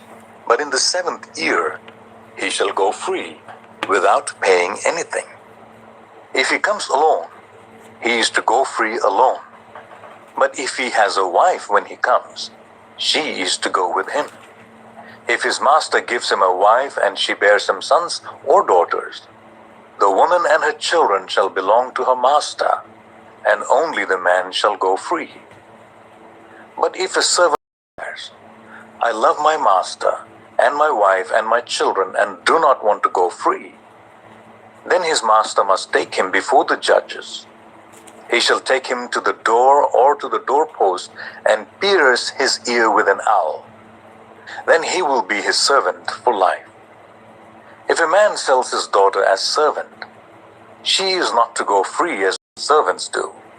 If she does not please the master who has selected her for himself, he must let her be redeemed. He has no right to sell her to foreigners because he has broken faith with her. If he selects her for his son, he must grant her the rights of a daughter.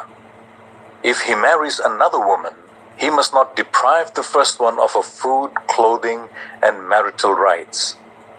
If he does not provide her with these 3 things, she is to go free without any payment of money.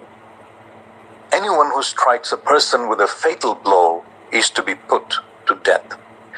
However, if it is not done intentionally, but God lets it happen, they are to flee to a place I will designate. But if anyone schemes and kills someone deliberately, that person is to be taken from my altar and put to death.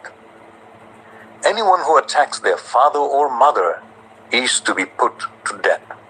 Anyone who kidnaps someone is to be put to death, whether the victim has been sold or is still in the kidnapper's possession. Anyone who curses their father or mother is to be put to death. If people quarrel and one person hits another with a stone or with his fist, and the victim does not die but is confined to bed, the one who struck the blow will not be held liable if the other can get up and walk around outside with a staff.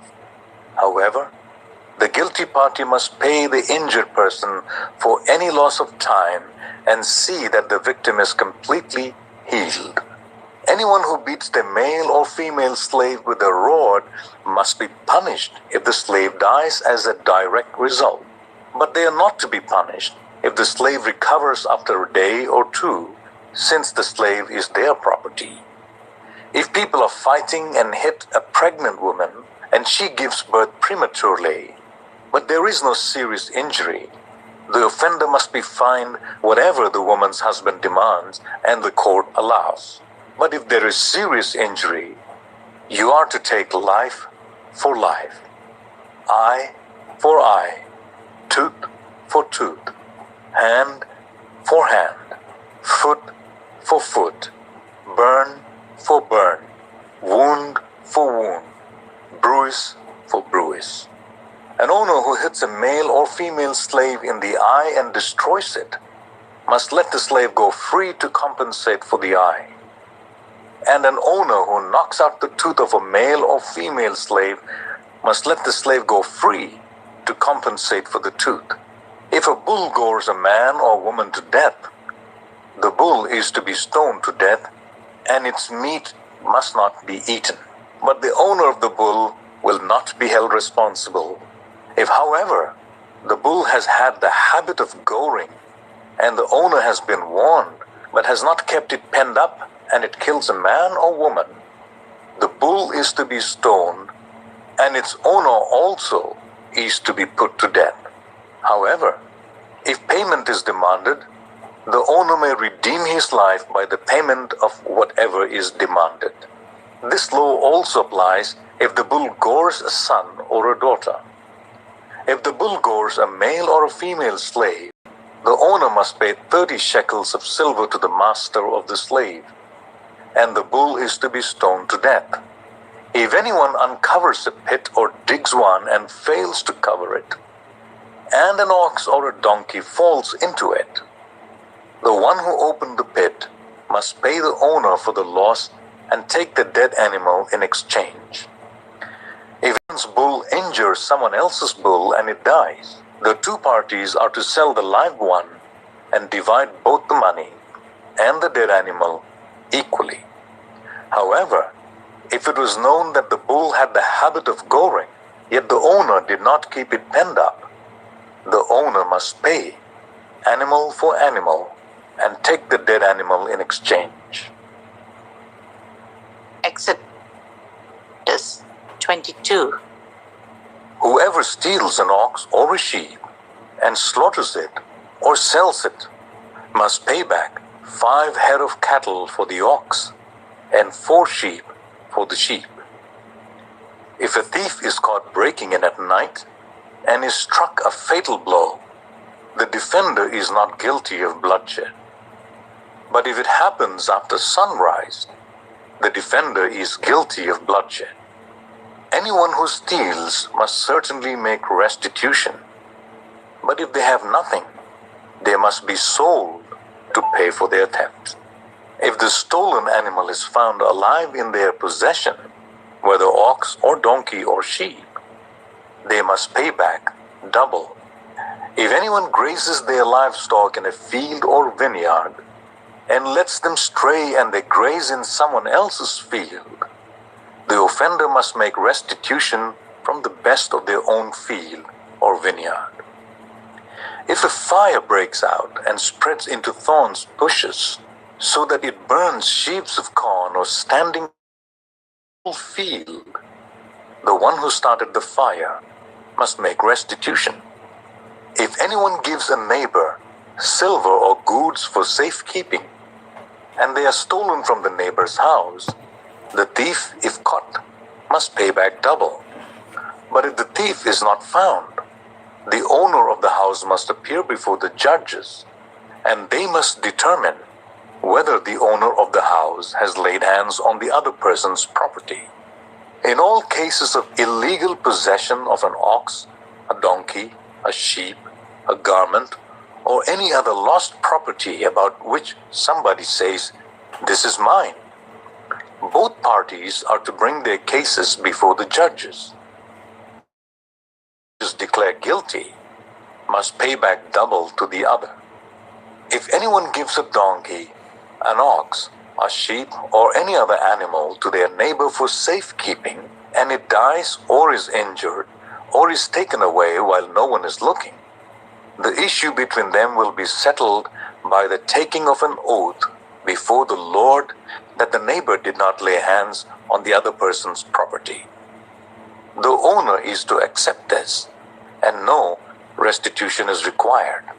But if the animal was stolen from the neighbor, restitution must be made to the owner.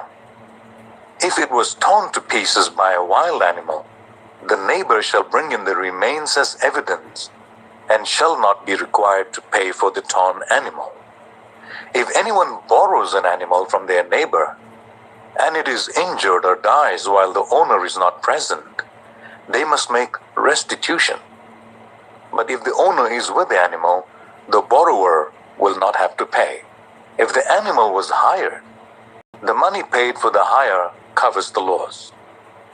If a man seduces a virgin who is not pledged to be married and sleeps with her, he must pay the bride price, and she shall be his wife. If a father absolutely refuses to give her to him, he must still pay the bride price for virgins. Do not allow sorcerers to live. Anyone who has sexual relations with an animal is to be put to death. Whoever sacrifices to any god other than the Lord must be destroyed. Do not ill-treat or oppress a foreigner, for you were foreigners in Egypt. Do not take advantage of the widow or the fatherless. If you do, and they cry out to me, I will certainly hear their cry. My anger will be aroused, and I will kill you with the sword. Your wives will become widows, and your children fatherless. If you lend money to one of my people among you who is needy, do not treat it like a business deal. Charge no interest. If you take your neighbor's cloak as a pledge, return it by sunset, because that cloak is the only covering your neighbor has. What else can they sleep in? When they cry out to me, I will hear, for I am compassionate. Do not blaspheme God or curse the ruler of your people. Do not hold back offerings from your granaries or your vats. You must give me the firstborn of your sons. Do the same with your cattle and your sheep. Let them stay with their mothers for 7 days, but give them to me on the 8th day. You are to be my holy people. So do not eat the meat of an animal torn by wild beasts. Throw it to the dogs. Exodus 23. Do not spread false report. Do not help a guilty person by being a malicious witness. Do not follow the crowd in doing wrong. When you give testimony in a lawsuit, do not pervert justice by siding with the crowd, and do not show favoritism to a poor person in a lawsuit. If you come across your enemy's ox or donkey wandering off, be sure to return it. If you see the donkey of someone who hates you fallen down under its load, do not leave it there. Be sure you help them with it. Do not deny justice to your poor people in their lawsuits. Have nothing to do with a false charge, and do not put an innocent or honest person to death, for I will not acquit the guilty. Do not accept a bribe, for a bribe blinds those who see and twists the words of the innocent. Do not oppress a foreigner. You yourselves know how it feels to be foreigners, because you were foreigners in Egypt. For 6 years you are to sow your fields and harvest the crops. But during the 7th year, let the land lie unplowed and unused. Then the poor among your people may get food from it, and the wild animals may eat what is left. Do the same with your vineyard and your olive grove.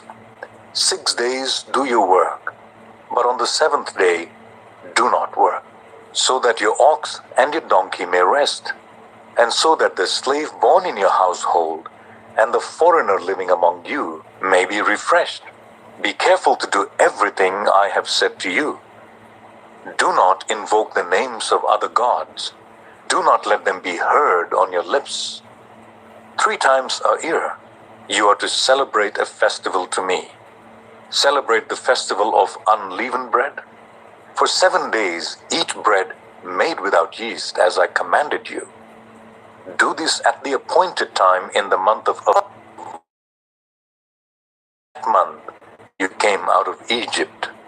No one is to appear before me empty-handed. Celebrate the festival of harvest with the first fruits of the crops you sow in your field.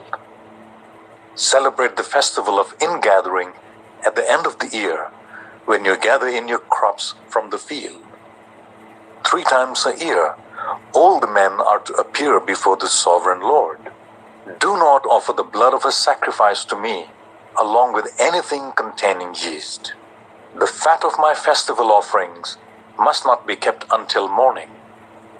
Bring the best of the first fruits of your soil to the house of the Lord your God. Do not cook a young goat in its mother's milk. See, I'm sending an angel ahead of you to guard you along the way and to bring you to the place I have prepared. Pay attention to him and listen to what he says. Do not rebel against him. He will not forgive your rebellion, since my name is in him. If you listen carefully to what he says and do all that I say, I will be an enemy to your enemies and will oppose those who oppose you. My angel will go ahead of you and bring you into the land of the Amorites, Hittites, Perizzites, Canaanites, Hivites, and Jebusites, and I will wipe them out. Do not bow down before their gods or worship them or follow their practices. You must demolish them and break their sacred stones to pieces.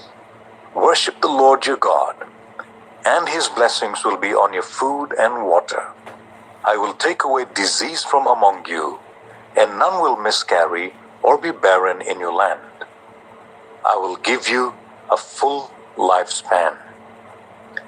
I will send my terror ahead of you and throw into confusion every nation you encounter. I will make all your enemies turn their backs and run. I will send the hornet ahead of you to drive the Hivites, Canaanites, and Hittites out of your way. But I will not drive them out in a single year, because the land would become desolate and the wild animals too numerous for you. Little by little, I will drive them out before you until you have increased enough to take possession of the land.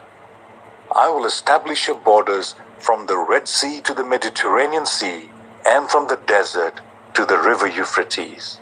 I will give into your hands the people who live in the land, and you will drive them out before you. Do not make a covenant with them or with their gods.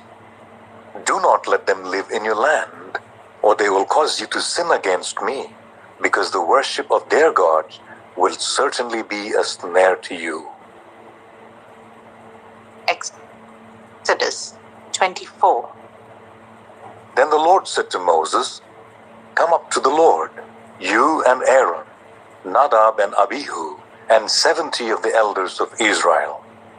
You are to worship at a distance, but Moses alone is to approach the Lord.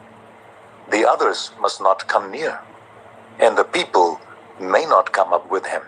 When Moses went and told the people all the Lord's words and laws, they responded with one voice, "Everything the Lord has said, we will do."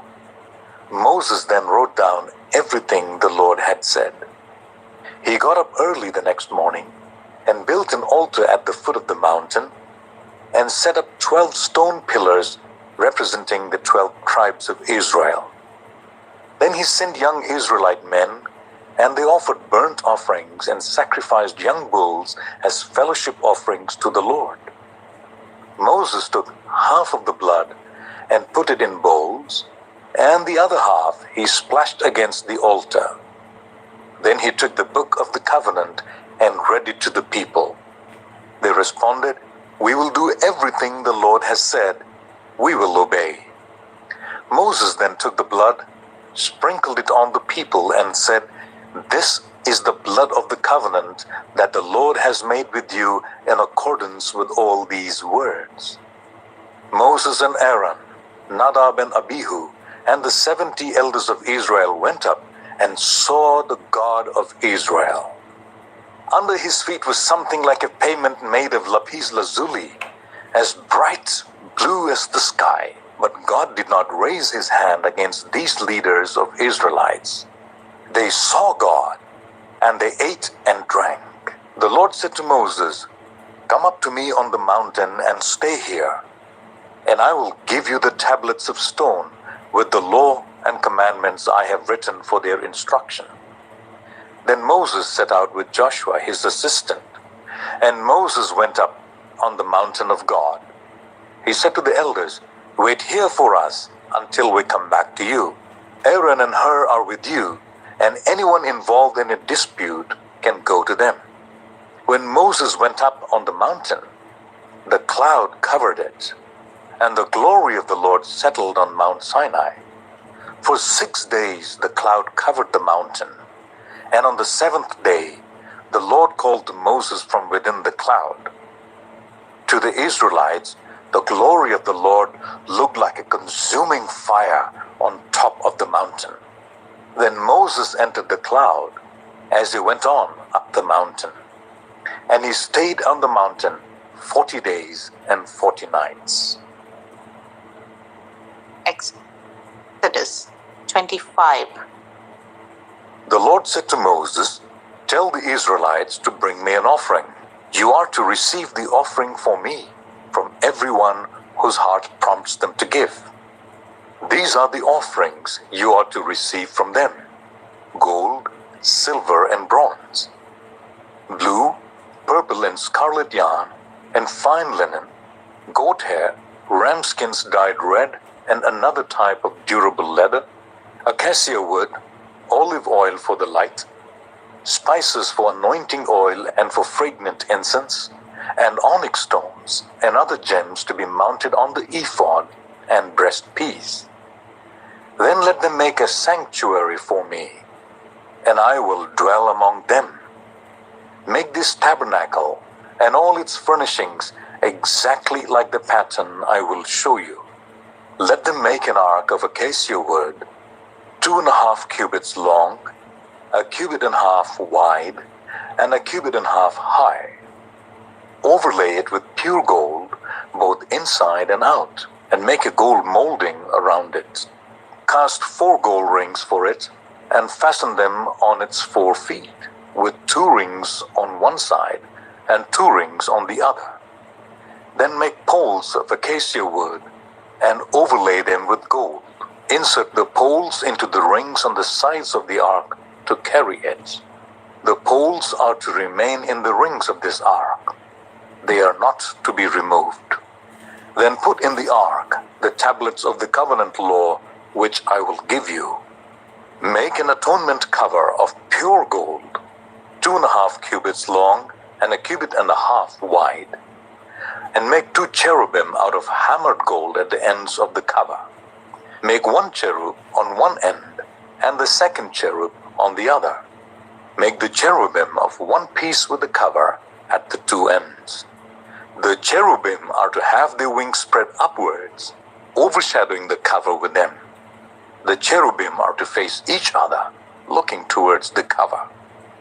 Place the cover on top of the ark, and put in the ark the tablets of the covenant law that I will give you.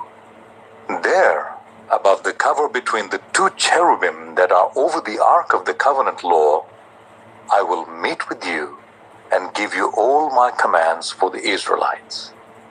Make a table of acacia wood, 2 cubits long, 1 cubit wide, and 1.5 cubits high. Overlay it with pure gold, and make a gold molding around it. Also make around it a handbreadth wide, and put a gold molding on the rim. Make 4 gold rings for the table, and fasten them to the 4 corners where the 4 legs are. The rings are to be close to the rim to hold the poles used in carrying the table. Make poles of acacia wood, overlay them with gold, and carry the table with them. And make its plates and dishes of pure gold, as well as its pitchers and bowls for the pouring out of offerings. Put the bread of the presence on this table to be before me at all times. Make a lampstand of pure gold. Hammer out its base and shaft, and make its flower-like cups, buds and blossoms of one piece with them. 6 branches are to extend from the sides of the lampstand, 3 on one side and 3 on the other. 3 cups, shaped like almond flowers, with buds and blossoms, are to be on one branch, 3 on the next branch. and the same for all 6 branches extending from the lampstand.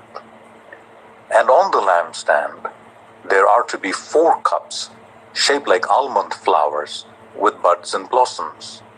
1 bud shall be under the first pair of branches extending from the lampstand, a 2nd bud under the 2nd pair, and a 3rd bud under the 3rd pair, 6 branches in all. The buds and the branches shall all be of one piece with the lampstand, hammered out of pure gold. Then make it 7 lamps, and set them up on it, so that they light the space in front of it. Its wick trimmers and trays are to be of pure gold. A talent of pure gold is to be used for the lampstand and all these accessories. See that you make them according to the pattern shown you on the mountain. Exodus 26. Make the tabernacle with 10 curtains of finely twisted linen and blue, purple, and scarlet yarn, with cherubim woven into them by a skilled worker. All the curtains are to be the same size, 28 cubits long and 4 cubits wide. Join 5 of the curtains together, and do the same with the other 5. Make loops of blue material along the edge of the end curtain in one set, and do the same with the end curtain in the other set. Make 50 loops of one curtain, and 50 loops on the end of the curtain of the other set, with the loops opposite each other. Then make 50 gold clasps, and use them to fasten the curtains together, so that the tabernacle is a unit. Make curtains of goat hair for the tent over the tabernacle, 11 altogether. All 11 curtains are to be the same size, 30 cubits long and 4 cubits wide. Join 5 of the curtains together into one set, and the other 6 into another set. Fold the 6th curtain double at the front of the tent. Make 50 loops along the edge of the end curtain in one set, and also along the edge of the end curtain in the other set. Then make 50 bronze clasps, and put them in the loops to fasten it together as a unit.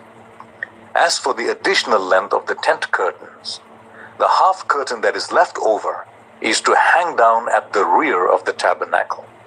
The tent curtains will be a cubit longer on both sides. What is left will hang over the sides of the tabernacle so as to cover it. Make for the tent a covering of ram skins dyed red, and over that a covering of other durable leather. Make upright frames of acacia wood for the tabernacle. Each frame is to be 10 cubits long and a cubit and a half wide, with 2 projections set parallel to each other. Make 20 frames for the south side of the tabernacle, and make 40 silver bases to go under them, 2 bases for each frame, 1 under each projection. For the other side, the north side of the tabernacle, make 20 frames and 40 silver bases, 2 under each frame. Make 6 frames for the far end, that is the west end of the tabernacle, and make 2 frames for the corners at the far end. At these 2 corners, they must be double from the bottom all the way to the top, and fitted into a single ring. Both shall be like that. So there will be 8 frames and 16 silver bases, 2 under each frame.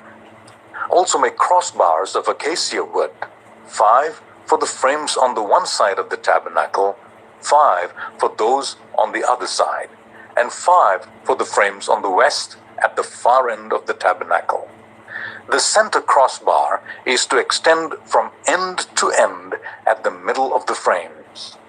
Overlay the frames with gold, and make gold rings to hold the crossbars. Also overlay the crossbars with gold. Set up the tabernacle according to the plan shown you on the mountain. Make a curtain of blue, purple, and scarlet yarn, and finely twisted linen, with cherubim woven into it by a skilled worker. Hang it with gold hooks on 4 posts of acacia wood overlaid with gold and standing on 4 silver bases. Hang the curtain from the clasps and place the Ark of the Covenant law behind the curtain. The curtain will separate the holy place from the most holy place. Put the atonement cover on the Ark of the Covenant law in the most holy place. Place the table outside the curtain on the north side of the tabernacle and put the lampstand opposite it on the south side. For the entrance to the tent, make a curtain of blue, purple, and scarlet yarn and finely twisted linen, the work of an embroiderer. Make gold hooks for this curtain and 5 posts of acacia wood overlaid with gold, and cast 5 bronze bases for them. Exodus 27. Build an altar of acacia wood, 3 cubits high. It is to be square, 5 cubits long, and 5 cubits wide. Make a horn at each of the 4 corners, so that the horns and the altar are of one piece, and overlay the altar with bronze. Make all its utensils of bronze, its pots to remove the ashes, and its shovels, sprinkling bowls, meat forks, and fire pans. Make a grating for it, a bronze network, and make a bronze ring at each of the 4 corners of the network. Put it under the lip of the altar, so that it is halfway up the altar. Make poles of acacia wood for the altar, and overlay them with bronze. The poles are to be inserted into the rings, so they will be on 2 sides of the altar when it is carried. Make the altar hollow out of boards. It is to be made just as you were shown on the mountain. Make a courtyard for the tabernacle. The south side shall be 100 cubits long, and is to have curtains of finely twisted linen, with 20 posts and 20 bronze bases, and with silver hooks and bands on the post. The north side shall also be 100 cubits long, and it is to have curtains with 20 posts and 20 bronze bases, and with silver hooks and bands on the posts. The west end of the courtyard shall be 50 cubits wide, and have curtains with 10 posts and 10 bases. On the east end, towards the sunrise, the courtyard shall also be 50 cubits wide. Curtains 15 cubits long are to be on the one side of the entrance, with 3 posts and 3 bases, and curtains 15 cubits long are to be on the other side, with 3 posts and 3 bases. For the entrance to the courtyard, provide a curtain 20 cubits long of blue, purple, and scarlet yarn, and finely twisted linen, the work of an embroiderer, with 4 posts and 4 bases. All the posts around the courtyard are to have silver bands and hooks and bronze bases. The courtyard shall be 100 cubits long and 50 cubits wide, with curtains of finely twisted linen, 5 cubits high, and with bronze bases. All the other articles used in the service of the tabernacle, whatever their function, including all the tent pegs for it and those for the courtyard, are to be of bronze. Command the Israelites to bring you clear oil of pressed olives for the light, so that the lamps may be kept burning. In the tent of meeting, outside the curtain that shields the Ark of the Covenant law, Aaron and his sons are to keep the lamps burning before the Lord from evening till morning. This is to be a lasting ordinance among the Israelites for the generations to come. Exodus 28. Let Aaron your brother be brought to you from among the Israelites with his sons Nadab and Abihu, Eleazar and Ithamar, so that they may serve me as priests. Make sacred garments for your brother Aaron, to give him dignity and honor. Tell all the skilled workers to whom I have given wisdom in such matters, that they are to make garments for Aaron, for his consecration, so that he may serve me as priest. These are the garments they are to make: a breastpiece, an ephod, a robe, a woven tunic, a turban, and a sash. They are to make these sacred garments for your brother Aaron and his sons, so that they may serve me as priests. Make them use gold and blue, purple and scarlet yarn, and fine linen. Make the ephod of gold and of blue, purple and scarlet yarn, and of finely twisted linen, the work of skilled hands. It is to have 2 shoulder pieces attached to 2 of its corners, so that it can be fastened. Its skillfully woven waistband is to be like it, of 1 piece with the ephod, made with gold, and with blue, purple and scarlet yarn, and with finely twisted linen. Take 2 onyx stones and engrave on them the names of the sons of Israel in the order of their birth, 6 names on 1 stone, and the remaining 6 on the other. Engrave the names of the sons of Israel on the 2 stones, where a gem cutter engraves a seal. Then mount the stones in gold filigree settings, and fasten them on the shoulder pieces of the ephod as memorial stones for the sons of Israel. Aaron is to bear the names on his shoulder as a memorial before the Lord. Make gold filigree settings and 2 braided chains of pure gold like a rope, and attach the chains to the settings. Fashion a breastpiece for making decisions, the work of skilled hands.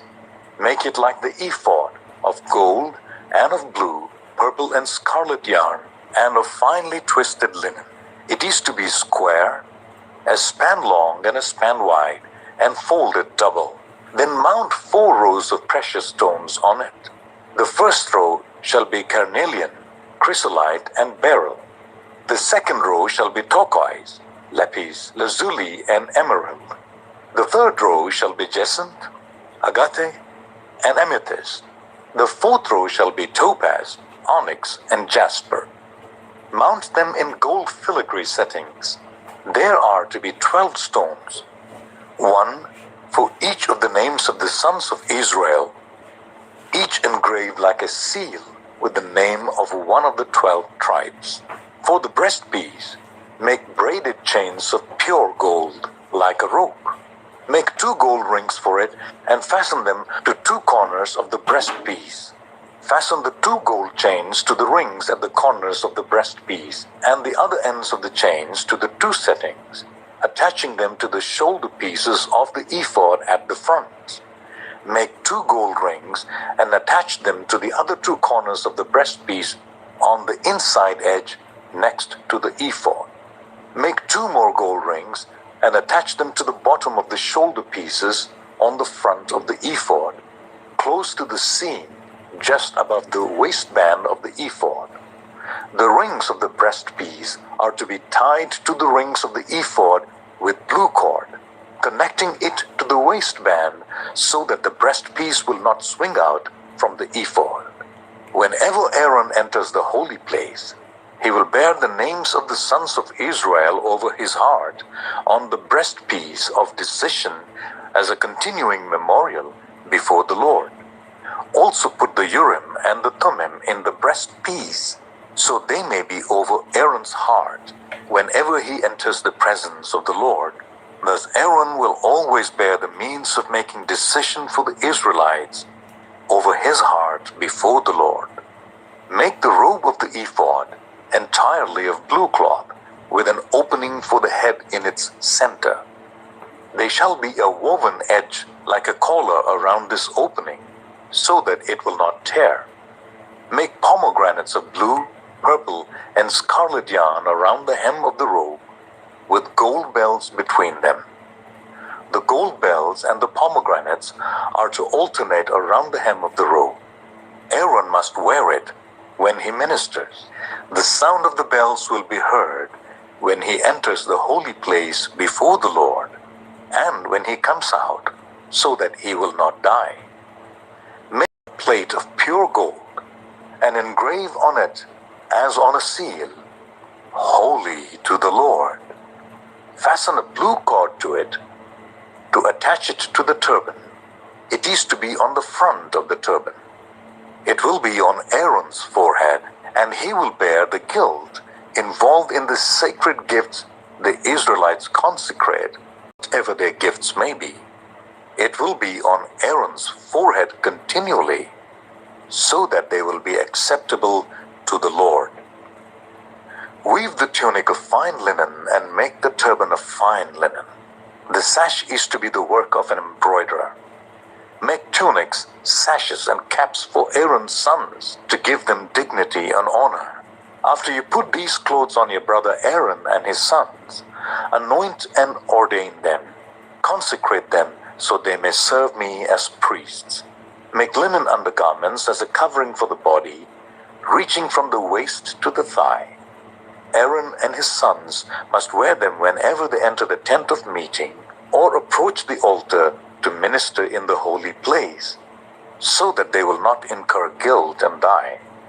This is to be a lasting ordinance for Aaron and his descendants. Exodus 29. This is what you are to do to consecrate them, so that they may serve me as priests. Take a young bull and 2 rams without defect, and from the finest wheat flour, make round loaves without yeast, thick loaves without yeast, and with olive oil mixed in, and thin loaves without yeast, and brushed with olive oil. Put them in a basket, and present them in it, along with the bull and the 2 rams. Then bring Aaron and his sons to the entrance to the tent of meeting, and wash them with water. Take the garments and dress Aaron with the tunic, the robe of the ephod itself, and the breastpiece.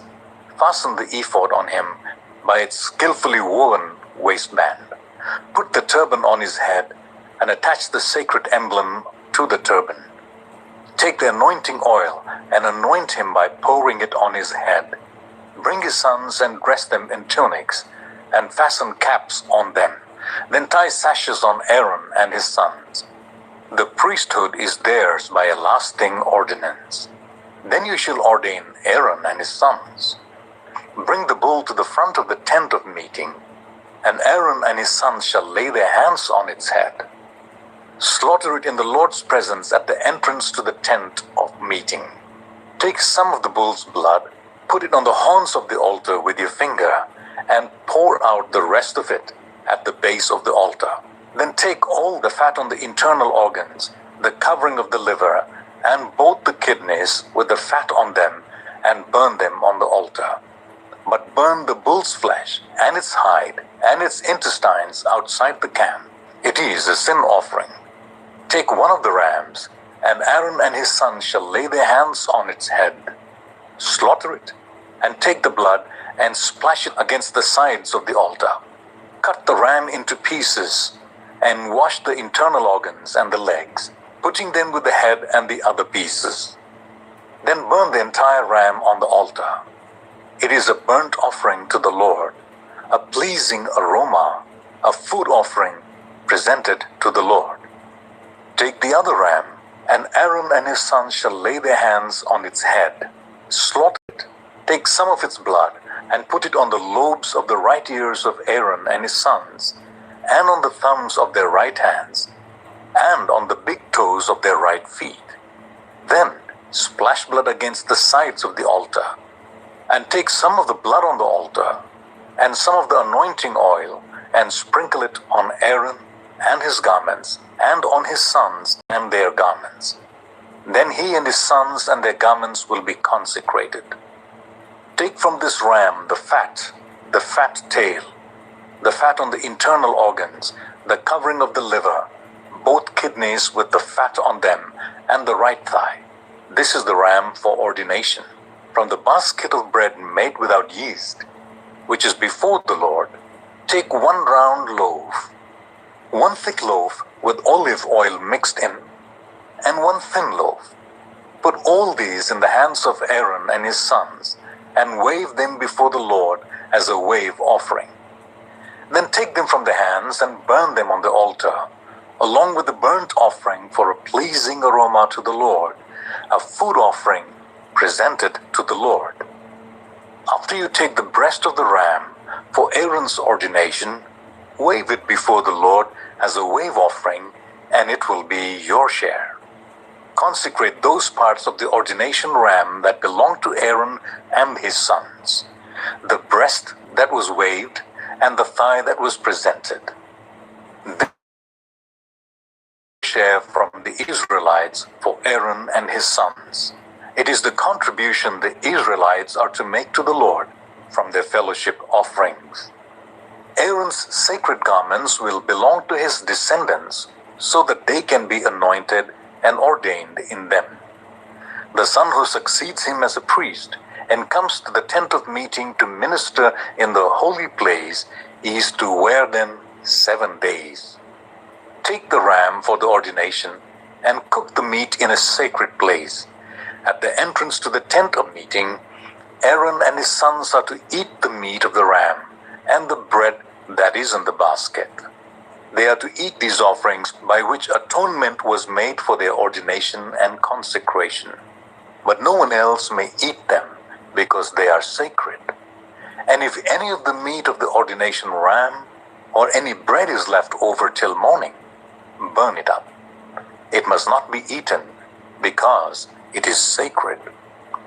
Do for Aaron and his sons everything I have commanded you, taking 7 days to ordain them. Sacrifice a bull each day as a sin offering to make atonement. Purify the altar by making atonement for it and anoint it to consecrate it.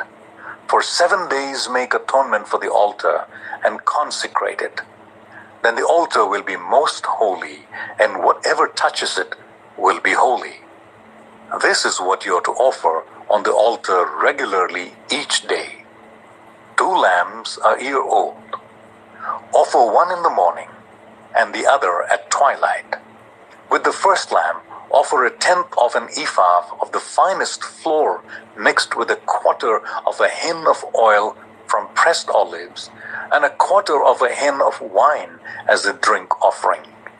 Sacrifice the other lamb at twilight with the same grain offering and its drink offering as in the morning, a pleasing aroma, a food offering presented to the Lord. For the generations to come, this burnt offering is to be made regularly at the entrance to the tent of meeting before the Lord. There I will meet you and speak to you. There also I will meet with the Israelites, and the place will be consecrated by my glory. So I will consecrate the tent of meeting and the altar, and will consecrate Aaron and his sons to serve me as priests. Then I will dwell among the Israelites and be their God. They will know that I am the Lord their God, who brought them out of Egypt, so that I might dwell among them. I am the Lord their God. Exodus 30. Make an altar of acacia wood for burning incense. It is to be square, 1 cubit long and 1 cubit wide, and 2 cubits high.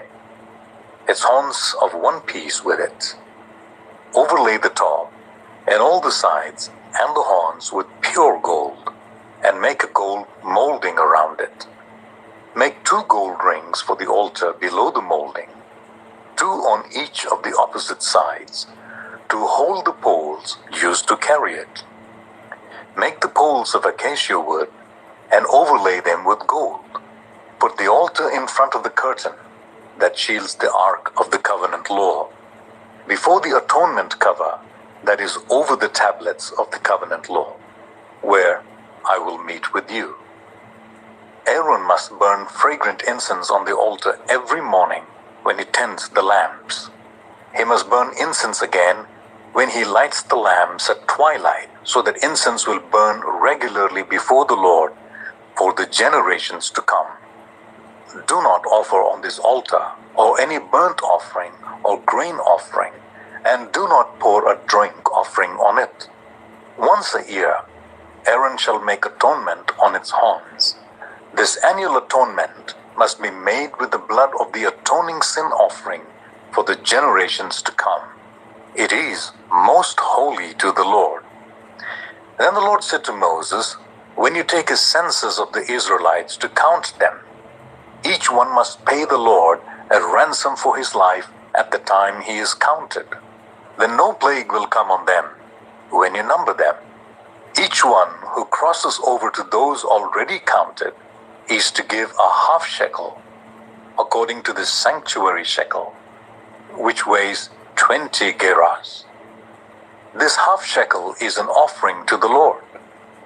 All who cross over, those 20 years old or more, are to give an offering to the Lord. The rich are not to give more than half a shekel, and the poor are not to give less when you make the offering to the Lord to atone for your lives. Receive the atonement money from the Israelites and use it for the service of the tent of meeting. It will be a memorial for the Israelites before the Lord, making atonement for your lives. Then the Lord said to Moses, "Make a bronze basin with its bronze stand for washing. Place it between the tent of meeting and the altar, and put water in it. Aaron and his sons are to wash their hands and feet with water from it. Whenever they enter the tent of meeting, they shall wash with water, so that they will not die. Also, when they approach the altar to minister by presenting a food offering to the Lord, they shall wash their hands and feet, so that they will not die. This is to be a lasting ordinance for Aaron and his descendants for the generations to come." Then the Lord said to Moses, "Take the following fine 500 shekels of liquid myrrh, half as much, that is 250 shekels of fragrant cinnamon, 250 shekels of fragrant calamus, 500 shekels of cassia, all according to the sanctuary shekel, and a hin of olive oil. Make this into a sacred anointing oil, a fragrant, the work of a perfumer. It will be the sacred anointing oil. Then use it to anoint the tent of meeting, the ark of the covenant law, the table and all its articles, the lampstand and its accessories, the altar of incense, the altar of burnt offerings and all its utensils, and the basin with its stand. You shall consecrate them, so they will be most holy, and whatever touches them will be holy. Anoint Aaron and his sons and consecrate them, so they may serve me as priests. Say to the Israelites, this is to be my sacred anointing oil for the generations to come. Do not pour it on anyone else's body, and do not make any other oil using the same formula. It is sacred, and you are to consider it sacred. Whoever makes perfume like it and puts it on anyone other than a priest must be cut off from their people." Then the Lord said to Moses, "Take fragrant spices, gum raisin, onycha, and galbanum, and pure frankincense, all in equal amounts, and make a fragrant blend of incense, the work of a perfumer. It is to be salted and pure and sacred. Grind some of it to powder, and place it in front of the ark of the covenant law in the tent of meeting, where I will meet with you. It shall be most holy to you. Do not make any incense with this formula for yourselves. Consider it holy to the Lord. Whoever makes incense like it, to enjoy its fragrance, must be cut off from their people." Exodus 31. Then the Lord said to Moses, "See, I have chosen Bezalel, son of Uri, the son of Hur, of the tribe of Judah, and I have filled him with the Spirit of God, with wisdom, with understanding, with knowledge, and with all kinds of skills, to make artistic designs for work in gold, silver, and bronze, to cut and set stones to work in wood, and to engage in all kinds of crafts. Moreover, I have appointed Oholiab, son of Ahisamach, of the tribe of Dan, to help him.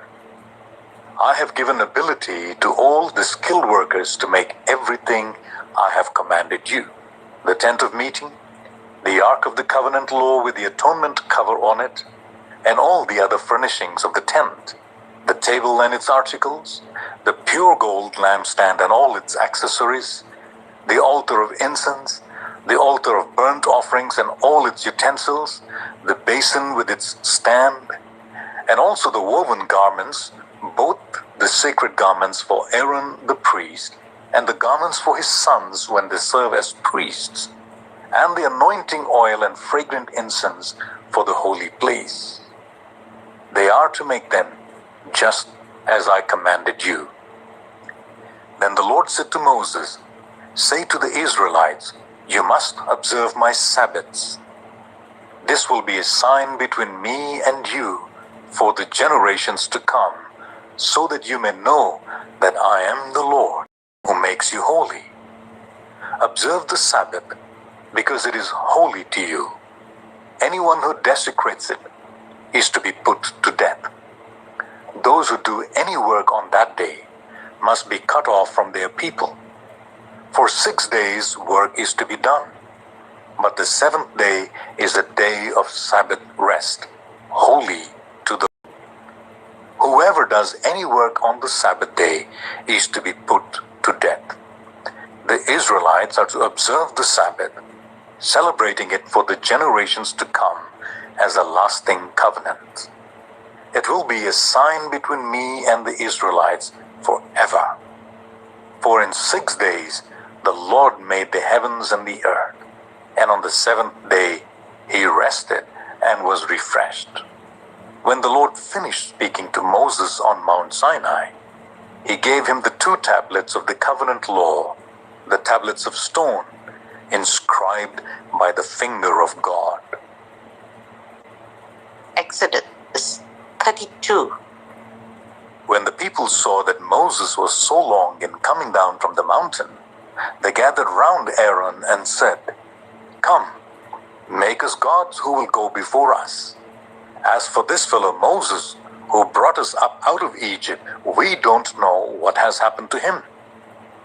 Aaron answered them, "Take off the gold earrings that your wives, your sons, and your daughters are wearing, and bring them to me." So all the people took off their earrings and brought them to Aaron. He took what they handed him and made it into an idol cast in the shape of a calf, fashioning it with a tool. Then they said, "These are your gods, Israel, who brought you up out of Egypt." When Aaron saw this, he built an altar in front of the calf and announced, "Tomorrow there will be a festival to the Lord."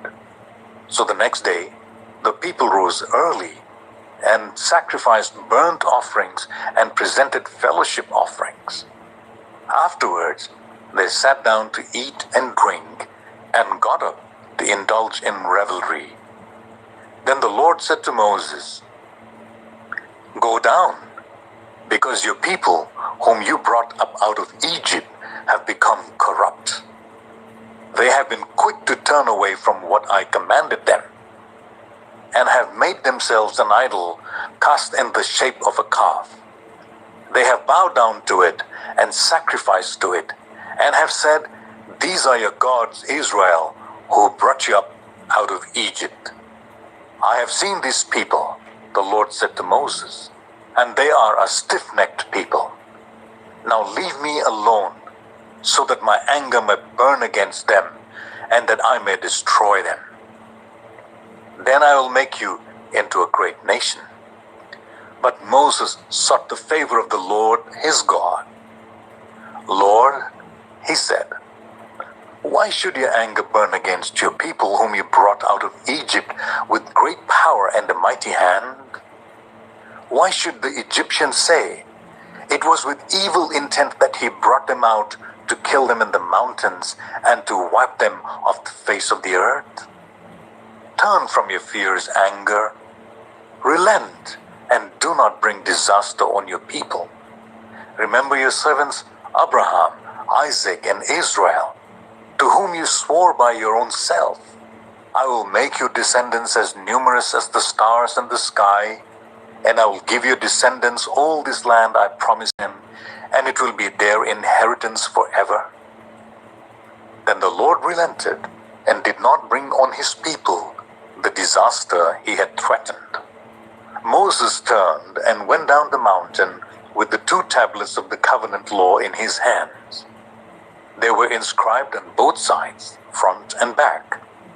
The tablets were the work of God. The writing was the writing of God engraved on the tablets. When Joshua heard the noise of the people shouting, he said to Moses, "There is the sound of war in the camp." Moses replied, "It is not the sound of victory. It is not the sound of defeat. It is the sound of singing that I hear." When Moses approached the camp and saw the calf and the dancing, his anger burned, and he threw the tablets out of his hands, breaking them to pieces at the foot of the mountain. And he took the calf the people had made and burnt it in the fire. Then he ground it to powder, scattered it on the water, and made the Israelites drink it. He said to Aaron, "What did these people do to you, that you led them into such great sin?" "Do not be angry, my Lord," Aaron answered. "You know how prone these people are to evil. They said to me, 'Make us gods who will go before us.' As for this fellow Moses who brought us up out of Egypt, we don't know what has happened to him." So I told them, "Whoever has any gold jewelry, take it off." Then they gave me the gold, and I threw it into the fire, and out came this calf. Moses saw that the people were running wild, and that Aaron had let them get out of control, and so become a laughing stock to their enemies. So he stood at the entrance to the camp and said, "Whoever is for the Lord, come to me." And all the Levites rallied to him. Then he said to them, "This is what the Lord, the God of Israel, says. Each man strap his sword to his side. Go to and fro through the camp, from one end to the other, each killing his brother and friend and neighbor." The Levites did as Moses commanded, and that day about 3,000 of the people died. Then Moses said, "You have been set apart to the Lord today, for you were against your own sons and brothers, and he has blessed you this day." The next day Moses said to the people, "You have committed a great sin. But now I will go up to the Lord. Perhaps I can make atonement for your sin." So Moses went back to the Lord and said, "Oh, what a great sin these people have committed. They have made themselves gods of gold. But now, please forgive their sin.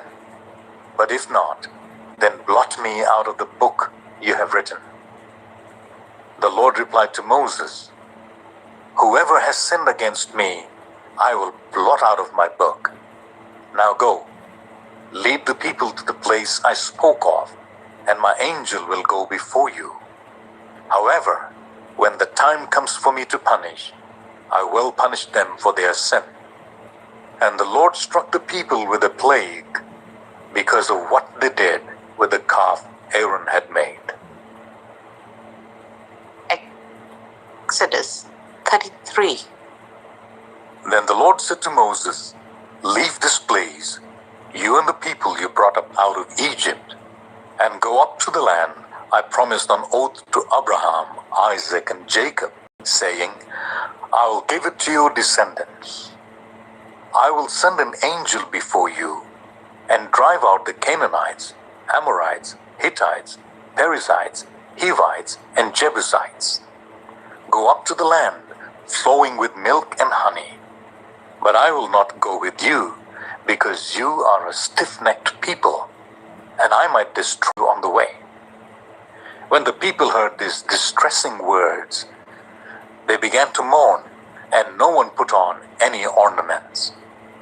For the Lord had said to Moses, "Tell the Israelites, you are a stiff-necked people. If I were to go with you even for a moment, I might destroy you. Now take off your ornaments, and I will decide what to do with you." So the Israelites stripped off their ornaments at Mount Horeb. Now Moses used to take a tent and pitch it outside the camp, some distance away, calling it the tent of meeting. anyone inquiring of the Lord would go to the tent of meeting outside the camp. And whenever Moses went out to the tent, all the people rose and stood at the entrances to their tents, watching Moses until he entered the tent. As Moses went into the tent, the pillar of cloud would come down and stay at the entrance, while the Lord spoke with Moses. Whenever the people saw the pillar of cloud standing at the entrance to the tent, they all stood and worshipped, each at the entrance to their tent. The Lord would speak to Moses face to face, as one speaks to a friend. Then Moses would return to the camp, but his young assistant Joshua, son of Nun, did not leave the tent. Moses said to the Lord, "You have been telling me, 'Lead these people,' but you have not let me know whom you will send with me. You have said, 'I know you by name, and you have found favor with me.' If you are pleased with me, teach me your ways, so I may know you and continue to find favor with you. Remember that this nation is your people." The Lord replied, "My presence will go with you, and I will give you rest." Then Moses said to him, "If your presence does not go with us, do not send us up from here. How will anyone know that you are pleased with me and with your people unless you go with us? What else will distinguish me and your people from all other people on the face of the earth?" And the Lord said to Moses, "I will do the very thing you have asked, because I am pleased with you, and I know you by name." Then Moses said, "Now show me your glory." And the Lord said, "I will cause all my goodness to pass in front of you, and I will proclaim my name, the Lord, in your presence. I will have mercy on whom I will have mercy, and I will have compassion on whom I will have compassion." But he said, "You cannot see my face, for no one may see me and live." Then the Lord said, "There is a place near me where you may stand on a rock. When my glory passes by, I will put you in a cleft in the rock and cover you with my hand until I have passed by. Then I will remove my hand. You will see my back, but my face must not be seen." Exodus 34. The Lord said to Moses, "Chisel out 2 stone tablets like the first ones, and I will write on them the words that were on the first tablets which you broke. Be ready in the morning, and then come on Mount Sinai. Present yourself to me there on top of the mountain. No one is to come with you or be seen anywhere on the mountain. Not even the flocks and herds may graze in front of the mountain." So Moses chiseled out 2 stone tablets like the first ones and went up Mount Sinai early in the morning, as the Lord had commanded him. And he carried the 2 stone tablets in his hands. Then the Lord came down in the cloud and stood there with him and proclaimed his name, the Lord.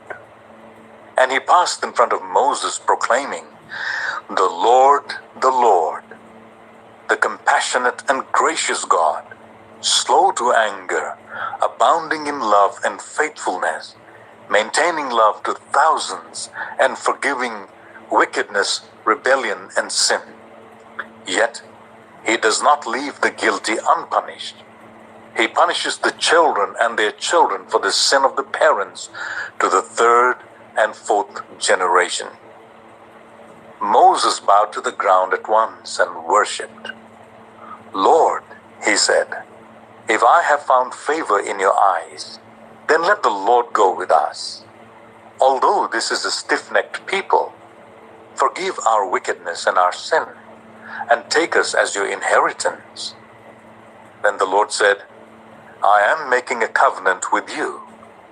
Before all your people, I will do wonders, never before done in any nation in all the world. The people you live among will see how awesome is the work that I, the Lord, will do for you.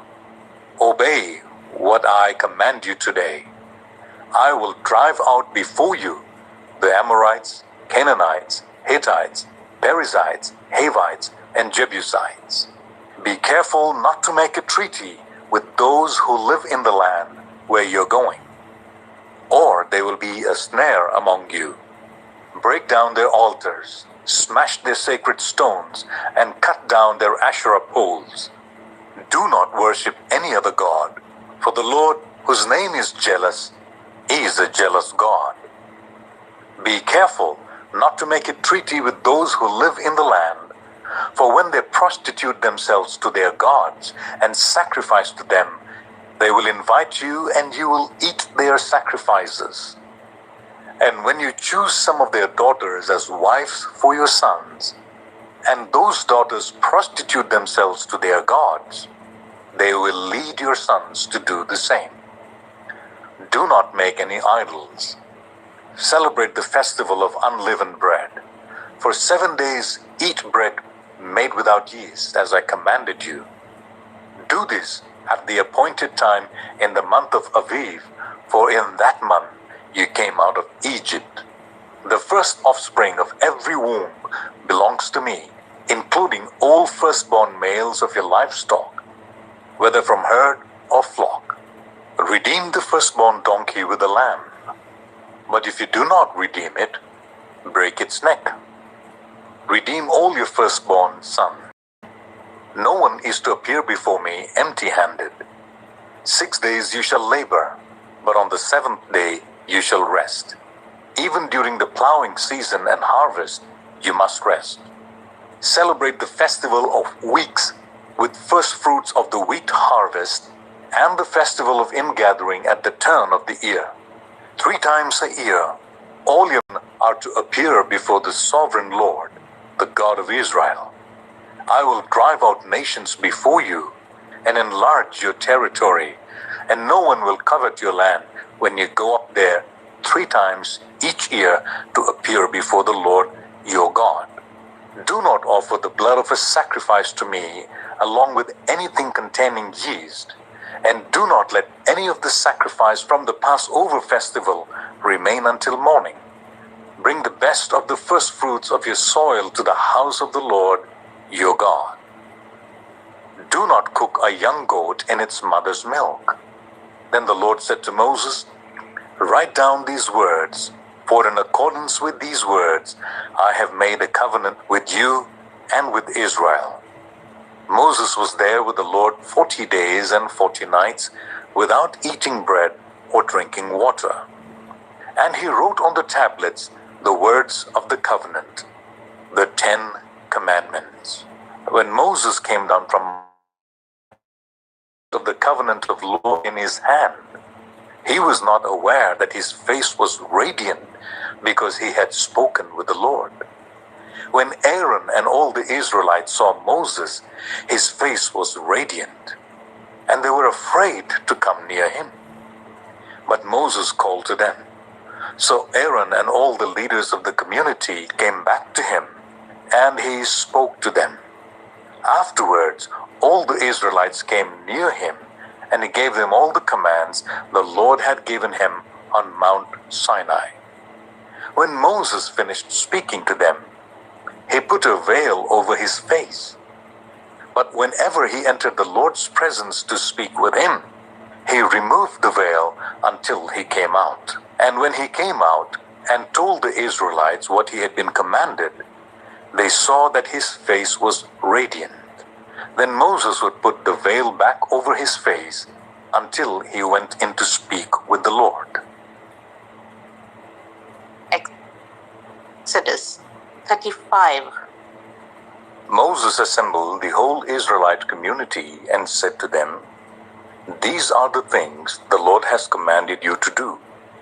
For 6 days work is to be done, but the 7th day shall be your holy day, a day of Sabbath, rest to the Lord. Whoever does any work on it is to be put to death. Do not light a fire in any of your dwellings on the Sabbath day. Moses said to the whole Israelite community, "This is what the Lord has commanded. From what you have, take an offering for the Lord. Everyone who is willing to bring to the Lord an offering of gold, silver, and bronze, blue, purple, and scarlet yarn, and fine linen, goat hair, ram skins dyed red, and another type of durable leather, acacia wood, olive oil for the light, spices for the anointing oil and for the fragrant incense, and onyx stones and other gems to be mounted on the ephod and breastpiece. All who are skilled among you are to come and make everything the Lord has commanded: the tabernacle with its tent and its covering, clasps, frames, crossbars, posts, and bases, the ark with its poles and atonement cover, and the curtain that shields it, the table with its poles and all its articles, and the bread of the presence, the lampstand that is for light with its accessories, lamps and oil for the light, the altar of incense with its poles, the anointing oil and the fragrant incense, the curtain for the doorway at the entrance to the tabernacle, the altar of burnt offerings with its bronze grating, its poles and all its utensils, the bronze basin with its stand, the curtains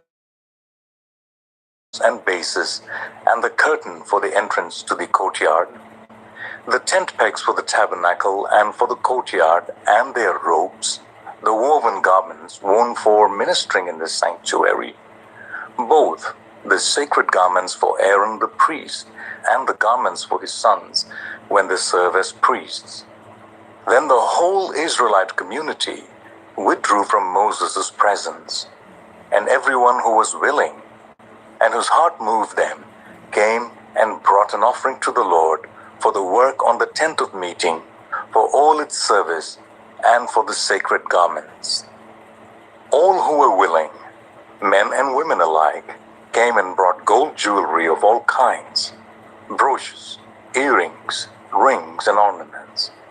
They all presented their gold as a wave offering to the Lord. Everyone who had blue, purple, or scarlet yarn, or fine linen, or goat hair, ram skins dyed red, or other durable leather, brought them. Those presenting an offering of silver or bronze brought it as an offering to the Lord, and everyone who had acacia wood for any part of the work brought it. Every skilled woman spun with her hands and brought what she had spun, blue, purple, or scarlet yarn, or fine linen. And all women who were willing and had the skill spun the goat hair. The leaders brought onyx stones and other gems to be mounted on the ephod and breastpiece.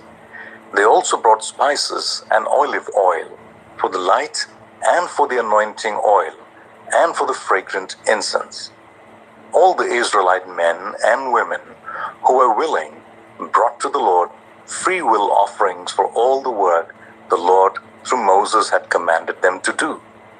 Then Moses said to the Israelites, "See, the Lord has chosen Bezaleel, son of Uri, the son of Hur, of the tribe of Judah, and he has filled him with the Spirit of God, with wisdom, with understanding, with knowledge, and with all kinds of skills, to make artistic designs for work in gold, silver, and bronze, to cut and set stones, to work in wood, and to engage in all kinds of artistic crafts. And he has given both him and Oholiab, the son of Ahisamach, of the tribe of Dan, the ability to teach others. He has filled them with skill to do all kinds of work as engravers, designers, embroiderers in blue, purple, and scarlet yarn, and fine linen, and weavers, all of them skilled workers and designers." Exodus 36. So Bezaleel, Oholiab, and every skilled person to whom the Lord has given skill and ability To know how to carry out all the work constructing the sanctuary are to do the work just as the Lord has commanded. Then Moses summoned Bezalel and Oholiab and every skilled person to whom the Lord had given ability, and who was willing to come and to do the work. They received from Moses all the offerings the Israelites had brought to carry out the work of constructing the sanctuary. And the people continued to bring freewill offerings morning after morning. So all the skilled workers who were doing all the work on the sanctuary left what they were doing and said to Moses, "The people are bringing more than enough for doing the work the Lord commanded to be done." Then Moses gave an order, and they sent this word throughout the camp: "No man or woman is to make anything else as an offering for the sanctuary." And so the people were restrained from bringing more, because what they already had was more than enough to do all the work. All those who were skilled among the workers made the tabernacle with 10 curtains of finely twisted linen and blue, purple, and scarlet yarn, with cherubim woven into them by expert hands. All the curtains were the same size, 28 cubits long and 4 cubits wide. They joined 5 of the curtains together and did the same with the other 5. Then they made loops of blue material along the edge of the end curtain in one set, and the same was done with the end curtain in the other set. They also made 50 loops on one curtain and 50 loops on the end curtain of the other set, with the loops opposite each other. Then they made 50 gold clasps and used them to fasten the 2 sets of curtains together so that the tabernacle was a unit. Then they made curtains of goat hair for the tent over the tabernacle, 11 altogether. All 11 curtains were the same size, 30 cubits long and 4 cubits wide. They joined 5 of the curtains into one set, and the other 6. Then they made 50 loops along the edge of the end curtain in one set, and also along the edge of the end curtain in the other set. They made 50 bronze clasps to fasten the tent together as a unit. Then they made for the tent a covering of ram skins dyed red, and over that a covering of other durable leather. They made upright frames of acacia wood for the tabernacle. Each frame was 10 cubits long and a cubit and a half wide, with 2 projections set parallel to each other. They made all the frames of the tabernacle in this way. They made 20 frames for the south side of the tabernacle, and made 40 silver bases to go under them, 2 bases for each frame, and 1 under each projection. For the other side, the north side of the tabernacle, they made 20 frames and 40 silver bases, 2 under each frame. They made 6 frames for the far end, that is the west end of the tabernacle, and 2 frames were made for the corners of the tabernacle at the far end. At these 2 corners, the frames were double from the bottom all the way to the top, and fitted into a single ring. Both were made alike. So there were 8 frames and 16 silver bases, 2 under each frame. They also made crossbars of acacia wood, 5 for the frames on the one side of the tabernacle, 5 for those on the other side, and 5 for the frames on the west at the far end of the tabernacle. They made the center crossbar so that it extended from end to end at the middle of the frames. They overlaid the frames with gold and made gold rings to hold the crossbars. They also overlaid the crossbars with gold. They made the curtain of blue, purple, and scarlet yarn and finely twisted linen, with cherubim woven into it by a skilled worker. They made 4 posts of acacia wood for it and overlaid them with gold. They made gold hooks for them and cast their 4 silver bases. For the entrance to the tent, they made a curtain of blue, purple, and scarlet yarn and finely twisted linen, the work of an embroiderer. Then they made 5 posts with hooks for them. They overlaid the tops of the posts and their bands with gold and made their 5 bases of bronze. Exodus 37. Bezalel made the ark of acacia wood, 2.5 cubits long, 1.5 cubits wide, and 1.5 cubits high. He overlaid it with pure gold, both inside and out, and made a gold molding around it. He cast 4 gold rings for it and fastened them to its 4 feet, with 2 rings on one side and 2 rings on the other. Then he made poles of acacia wood and overlaid them with gold. And he inserted the poles into the rings on the sides of the ark to carry it. He made the atonement cover of pure gold, 2.5 cubits long and 1.5 cubits wide. Then he made 2 cherubim out of hammered gold at the ends of the cover. He made 1 cherub on the one end and the second cherub on the other. At the 2 ends, he made them a one piece with the cover. The cherubim had their wings spread upwards, overshadowing the cover with them. The cherubim faced each other, looking towards the cover. They made the table of acacia wood, 2 cubits long, 1 cubit wide, and 1.5 cubits high. Then they overlaid it with pure gold and made a gold molding around it. They also made around it a rim 1 handbreadth wide and put a gold molding on the rim. They cast 4 gold rings for the table and fastened them to the 4 corners where the 4 legs were. The rings were put close to the rim to hold the poles used to carrying the table. The poles for carrying the table were made of acacia wood and were overlaid with gold. And they made from pure gold the articles for the table, its plates and dishes and bowls, and its pitchers for the pouring out of drink offerings. They made the lampstand of pure gold. They hammered out its base and shaft, and made its flower-like cups, buds, and blossoms of one piece with them. 6 branches extended from the sides of the lampstand, 3 on one side and 3 on the other. 3 cups shaped like almond flowers with buds and blossoms were on the branch, 3 on the next branch, and the same for all 6 branches extending from the lampstand.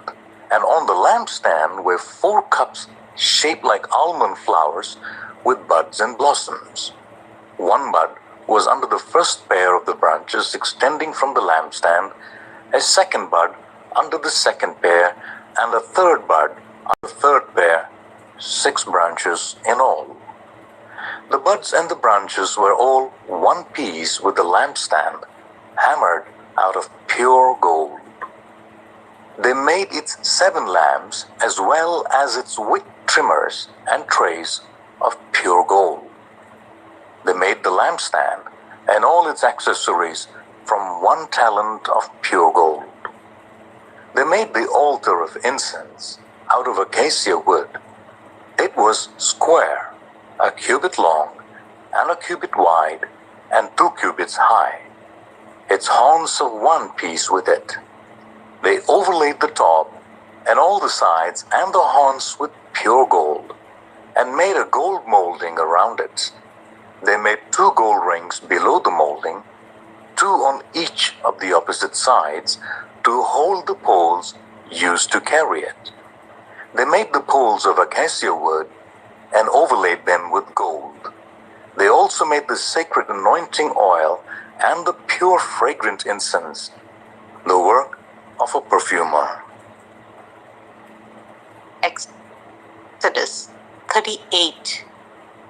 They built an altar of burnt offerings of acacia wood, 3 cubits high. It was square, 5 cubits long, and 5 cubits wide, They made a horn at each of the four corners, so that the horns and the altar were of one piece, and they overlaid the altar with bronze. They made all its utensils of bronze, its pots, shovels, sprinkling bowls, meat forks, and fire pans. They made a grating for the altar, a bronze network to be under its ledge halfway up the altar. They cast bronze rings to hold the poles for the four corners of the bronze grating. They made the poles of acacia wood and overlaid them with bronze. They inserted the poles into the rings so they would be on the sides of the altar for carrying it. They made it hollow out of bowls. They made the bronze basin and its bronze stand from the mirrors of women who had served at the entrance to the tent of meeting. Next, they made the courtyard. The south side was 100 cubits long and had curtains of finely twisted linen, with 20 posts and 20 bronze bases, and with silver hooks and bands on the posts. The north side was also 100 cubits long and had 20 posts and 20 bronze bases with silver hooks and bands on the posts. The west end was 50 cubits wide and had curtains with 10 posts and 10 bases with silver hooks and bands on the posts. The east end towards the sunrise was also 50 cubits wide. Curtains 15 cubits long were on the one side of the entrance with 3 posts and 3 bases, and curtains 15 cubits long were on the other side of the entrance to the courtyard, with 3 posts and 3 bases. All the curtains around the courtyard were of finely twisted linen. The base or the posts were bronze. The hooks and bands on the posts were silver, and their tops were overlaid with silver. So all the posts of the courtyard had silver bands. The curtain for the entrance to the courtyard was made of blue, purple, and scarlet yarn and finely twisted linen, the work of an embroiderer. It was 20 cubits long, and like the curtains of the courtyard, 5 cubits high, with 4 posts and 4 bronze bases. Their hooks and bands were silver, and their tops were overlaid with silver. All the tent pegs of the tabernacle and of the surrounding courtyard were bronze. These are the amounts of material used for the tabernacle of the covenant law, which were recorded at Moses' command by the Levites under the direction of Ithamar, son of Aaron the priest, Bezalel, son of Uri, the son of Hur, of the tribe of Judah, made everything the Lord commanded Moses. With him was Oholiab, son of Ahisamach, of the tribe of Dan, an engraver and designer, and an embroiderer in blue, purple, and scarlet yarn and fine linen. The total amount of gold from the wave offering used for all the work of the sanctuary was 29 talents and 730 shekels, according to the sanctuary shekel. The silver obtained from those of the community who were counted in the census was 100 talents and 1,775 shekels, according to the sanctuary shekel, 1 bekah per person, that is half a shekel, according to the sanctuary shekel, from everyone who had crossed over to those counted 20 years or more, a total of 603,550 men. The 100 talents of silver were used to cast the bases for the sanctuary and for the curtain. 100 bases from the 100 talents, 1 talent for each base. They used the 1,775 shekels to make the hooks for the posts, to overlay the tops of the posts, and to make their bands. The bronze from the wave offering was 70 talents and 2,400 shekels.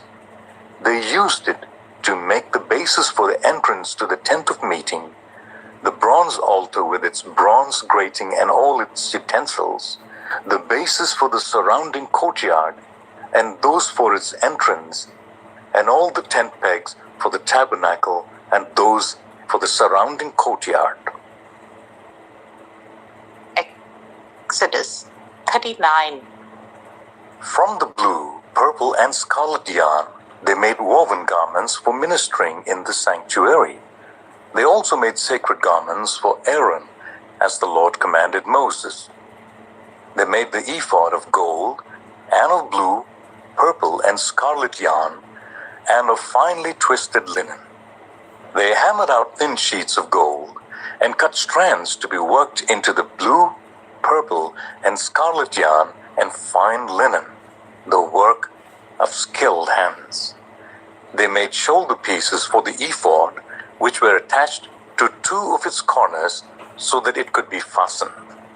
Its skillfully woven waistband was like it, a one piece with the ephod and made with gold and with blue and scarlet yarn and with finely twisted linen, as the Lord commanded Moses.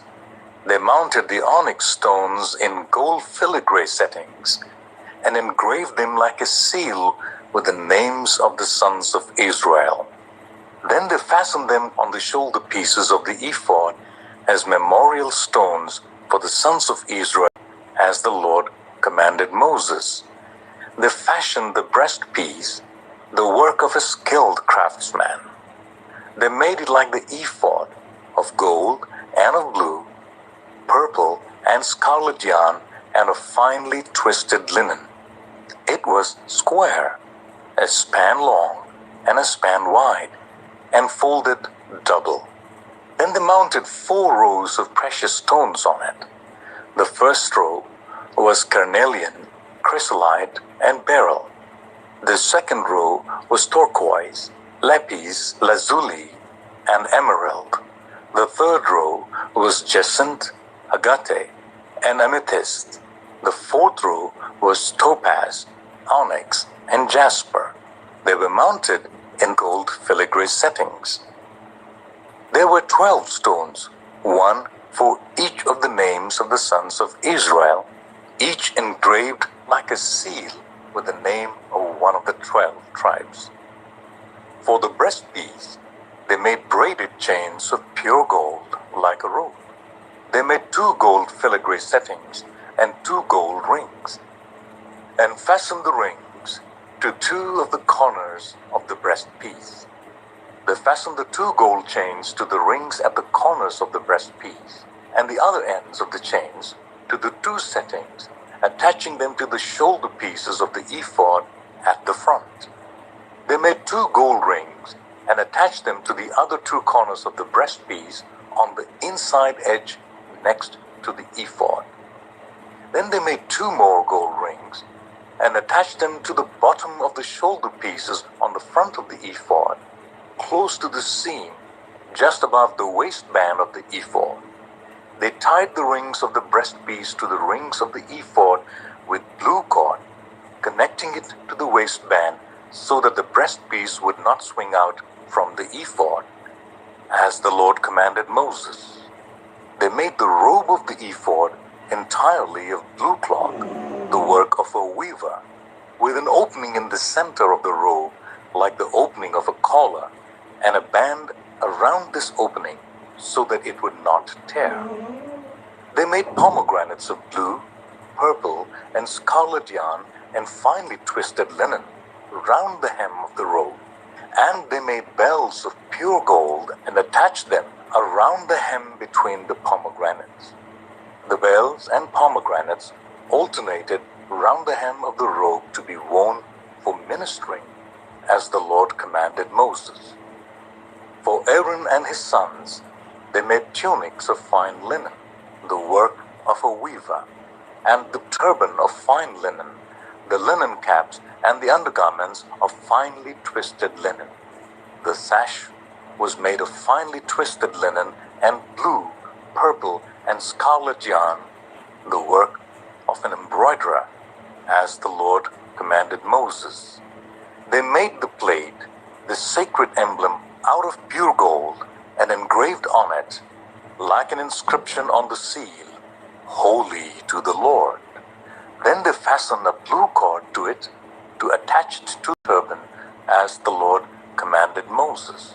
So all the work on the tabernacle, the tent of meeting, was completed.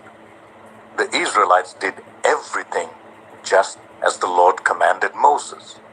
Then they brought the tabernacle to Moses. The tent with all its furnishings, its clasps, frames, crossbars, posts, and bases, the covering of rampions dyed red, and the covering of another durable leather, and the shielding curtain, the Ark of the Covenant law, with its poles and the atonement cover, the table with all its articles, and the bread of the presence, the pure gold lampstand with its row of lamps and all its accessories, and the olive oil for the light, the gold altar, the anointing oil, the fragrant incense, and the curtain for the entrance to the tent, the bronze altar with its bronze grating, its poles, and all its utensils, the basin with its stand, the curtains of the courtyard with its posts and bases, and the curtain for the entrance to the courtyard, the ropes and the tent pegs for the courtyard, all the furnishings for the tabernacle, the tent of meeting, and woven garments worn for ministering in the sanctuary, both the sacred garments for Aaron the priest and garments for his son when serving as priests. The Israelites had done all the work just as the Lord had commanded Moses. Moses inspected the work and saw that they had done it just as the Lord had commanded. So Moses blessed them. Exodus 40. Then the Lord said to Moses, "Set up the tabernacle, the tent of the meeting, on the first day of the first month. Place the ark of the covenant law in it, and shield the ark with the curtain. Bring in the table, and set out what belongs on it. Then bring in the lampstand, and set up its lamps. Place the gold altar of incense in front of the ark of the covenant law, and put the curtain at the entrance to the tabernacle. Place the altar of burnt offering in front of the entrance to the tabernacle, the tent of meeting. Place the basins between the tent of meeting and the altar, and put water in it. Set up the courtyard around it, and put the curtain at the entrance to the courtyard. Take the anointing oil, and anoint the tabernacle and everything in it.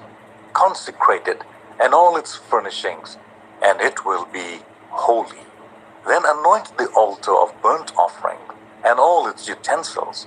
Consecrate the altar, and it will be most holy. Anoint the basin and its stand, and consecrate them. Bring Aaron and his sons to the entrance to the tent of meeting, and wash them with water. Then dress Aaron in the sacred garments, anoint him and consecrate him, so that he may serve me as priest. Bring his sons and dress them in tunics. Anoint them just as you anointed their father, so that they may serve me as priests.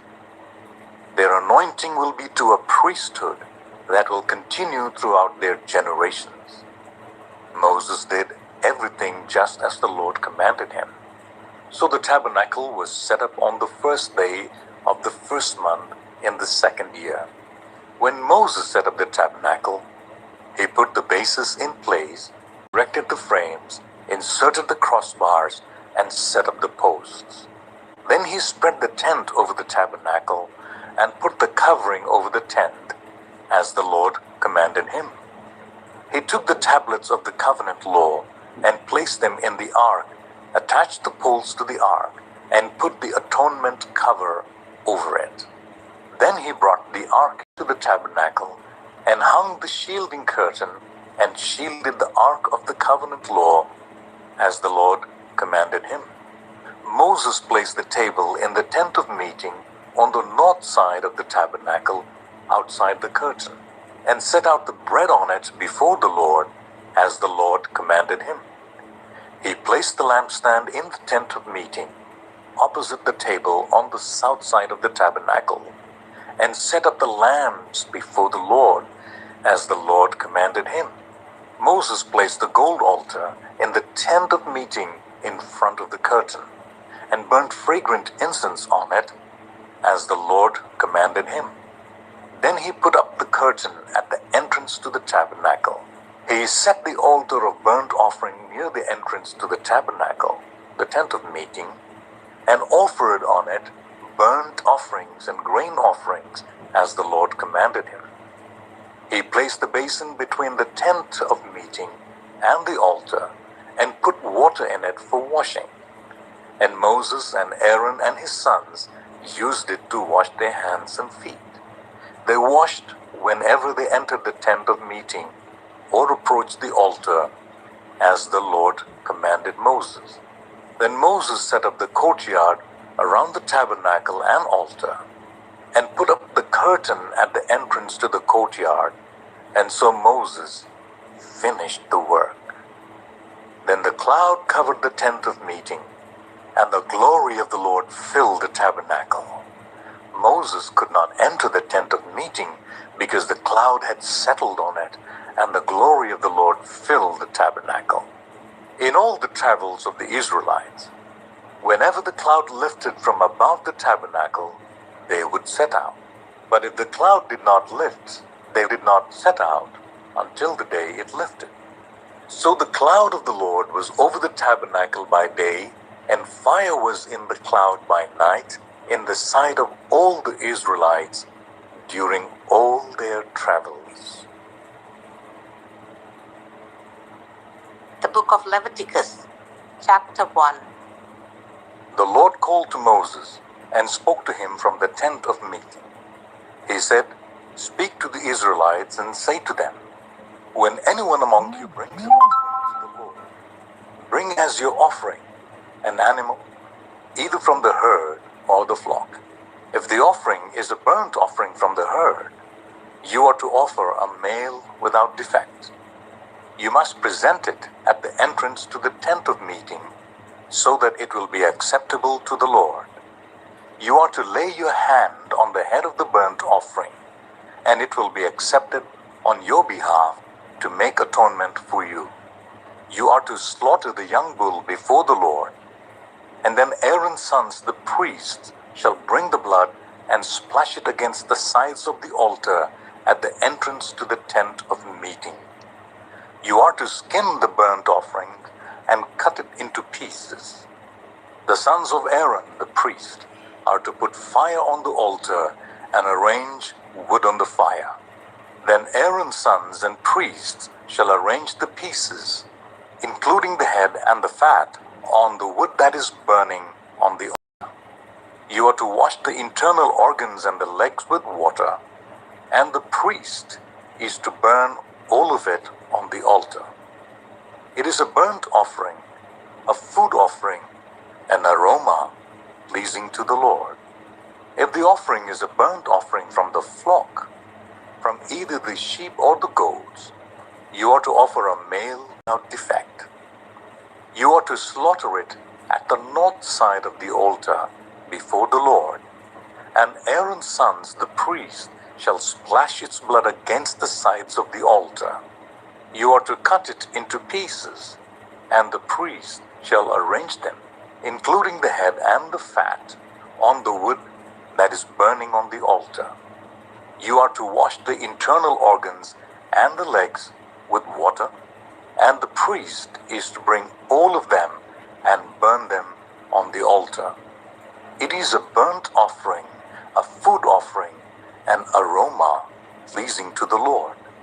If the offering to the Lord is a burnt offering of birds, you are to offer a dove or a young pigeon. The priest shall bring it to the altar, wring off the head, and burn it on the altar.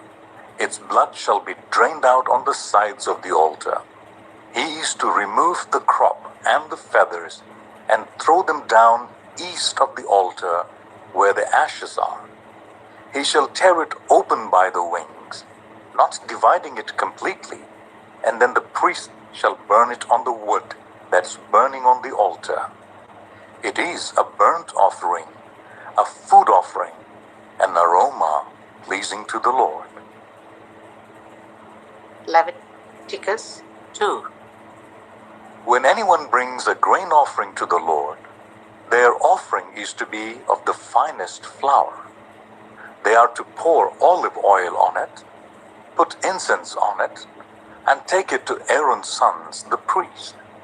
The priest shall take a handful of the flour and oil, together with all the incense, and burn this as a memorial portion on the altar, a food offering, an aroma pleasing to the Lord. The rest of the grain offering belongs to Aaron and his sons. It is a most holy part of the food offerings presented to the Lord. If you bring a grain offering baked in an oven, it is to consist of the finest flour, either thick loaves made without yeast and with olive oil mixed in, or thin loaves made without yeast and brushed with olive oil. If your grain offering is prepared on a griddle, it is to be made of the finest flour mixed with oil and without yeast. Crumble it and pour oil on it.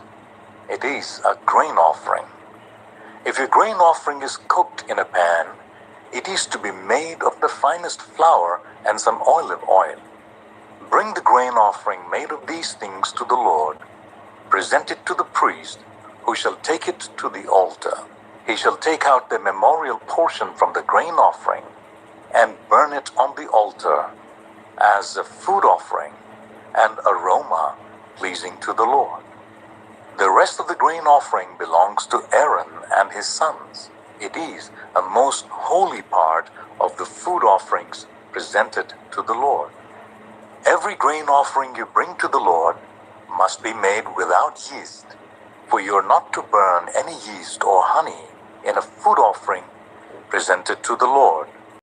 You may bring them to the Lord as an offering of the first fruits, but they are not to be offered on the altar as a pleasing aroma. Season all your grain offerings with salt. Do not leave the salt of the covenant of your God out of your grain offerings. Add salt to all your offerings. If you bring a grain offering of first fruits to the Lord, offer crushed heads of new grain roasted in the fire. Put oil and incense on it. It is a grain offering. The priest shall burn the memorial portion of the crushed grain and the oil, together with all the incense, as a food offering presented to the Lord. Leviticus 3. If your offering is a fellowship offering, and you offer an animal from the herd, whether male or female, you are to present before the Lord an animal without defect. You are to lay your hand on the head of your offering and slaughter it at the entrance to the tent of meeting. Then Aaron's sons and the priests shall splash the blood against the sides of the altar. From the fellowship offering, you are to bring a food offering to the Lord, the internal organs and all the fat that is connected to them, both kidneys with the fat on them near the loins, and the long lobe of the liver, which you will remove with the kidneys. Then Aaron's sons are to burn it on the altar, on top of the burnt offering that is lying on the burning wood. It is a food offering, an aroma pleasing to the Lord. If you offer an animal from the flock as a fellowship offering to the Lord, you are to offer a male or a female without defect. If you offer a lamb, you are to present it before the Lord. Lay your hand on its head and slaughter it in front of the tent of meeting. Then Aaron's sons shall splash its blood against the sides of the altar. From the fellowship offering, you are to bring a food offering to the Lord. Its fat, the entire fat tail, cut off close to the backbone, the internal organs, and all the fat that is connected to them, both kidneys with the fat on them near the loins, and the long lobe of the liver, which you will remove with the kidneys. The priest shall burn them on the altar as a food offering presented to the Lord. If your offering is a goat, you are to present it before the Lord. Lay your hand on its head and slaughter it in front of the tent of meeting. Then Aaron's sons shall splash its blood against the sides of the altar. From what you offer, you are to present this food offering to the Lord: the internal organs and all the fat that is connected to them, both kidneys with the fat on them near the loins, and the long lobe of the liver, which you will remove with the kidneys. The priest shall burn them on the altar as a food offering, a pleasing aroma. All the fat is the Lord's. This is a lasting ordinance for the generations to come, wherever you live. You must not eat any fat or any blood. Leviticus 4. The Lord said to Moses, "Say to the Israelites, when anyone sins unintentionally and does what is forbidden in any of the Lord's commands, if the anointed priest sins, bringing guilt on the people, he must bring to the Lord a young bull without defect as a sin offering for the sin he has committed. He is to present the bull at the entrance to the tent of meeting before the Lord. He is to lay his hand on its head and slaughter it there before the Lord. Then the anointed priest shall take some of the bull's blood and carry it into the tent of meeting. He is to dip his finger into the blood and sprinkle some of it 7 times before the Lord in front of the curtain of the sanctuary. The priest shall then put some of the blood on the horns of the altar of fragrant incense, that is before the Lord in the tent of meeting. The rest of the bull's blood he shall pour out at the base of the altar of burnt offering at the entrance to the tent of meeting. He shall remove all the fat from the bull of the sin offering, all the fat that is connected to the internal organs, both kidneys with the fat on them near the loins, and the long lobe of the liver, which he will remove with the kidneys, just as the fat is removed from the ox sacrificed as a fellowship offering. Then the priest shall burn them on the altar of burnt offering. But the hide of the bull and all its flesh, as well as the head and legs, the internal organs and the intestines, that is, all the rest of the bull, he must take outside the camp to a place ceremonially clean, where the ashes are thrown, and burn it there in a wood fire on the ash heap. If the whole Israelite community sins unintentionally and does what is forbidden in any of the Lord's commands, even though the community is unaware of the matter, when they realize their guilt and the sin they committed becomes known, the assembly must bring a young bull as a sin offering and present it before the tent of meeting. The elders of the community are to lay their hands on the bull's head before the Lord, and the bull shall be slaughtered before the Lord. Then the anointed priest is to take some of the bull's blood into the tent of meeting. He shall dip his finger into the blood and sprinkle it before the Lord 7 times in front of the curtain. He is to put some of the blood on the horns of the altar, that is before the Lord in the tent of meeting. The rest of the blood he shall pour out at the base of the altar of burnt offering at the entrance to the tent of meeting.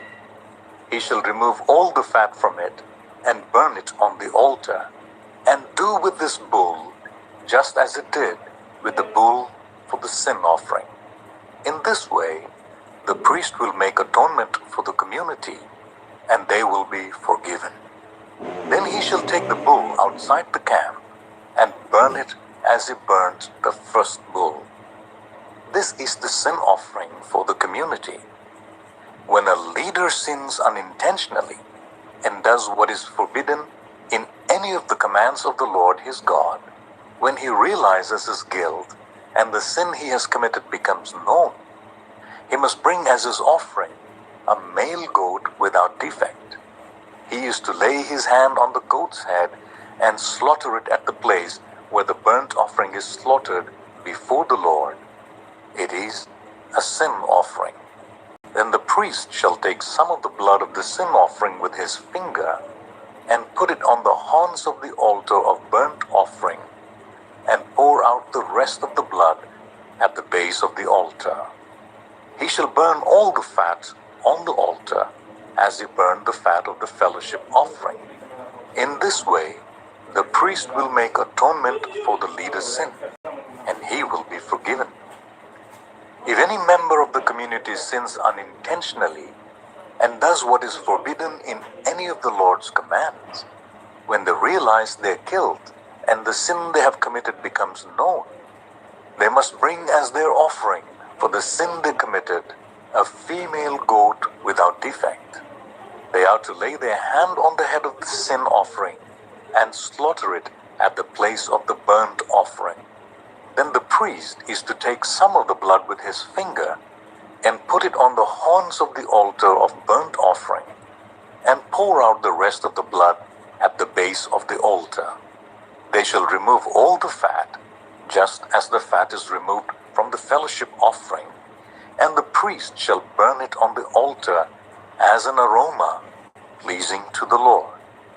In this way, the priest will make atonement for them, and they will be forgiven. If someone brings a lamb as their sin offering, they are to bring a female without defect. They are to lay their hand on its head and slaughter it for a sin offering at the place where the burnt offering is slaughtered.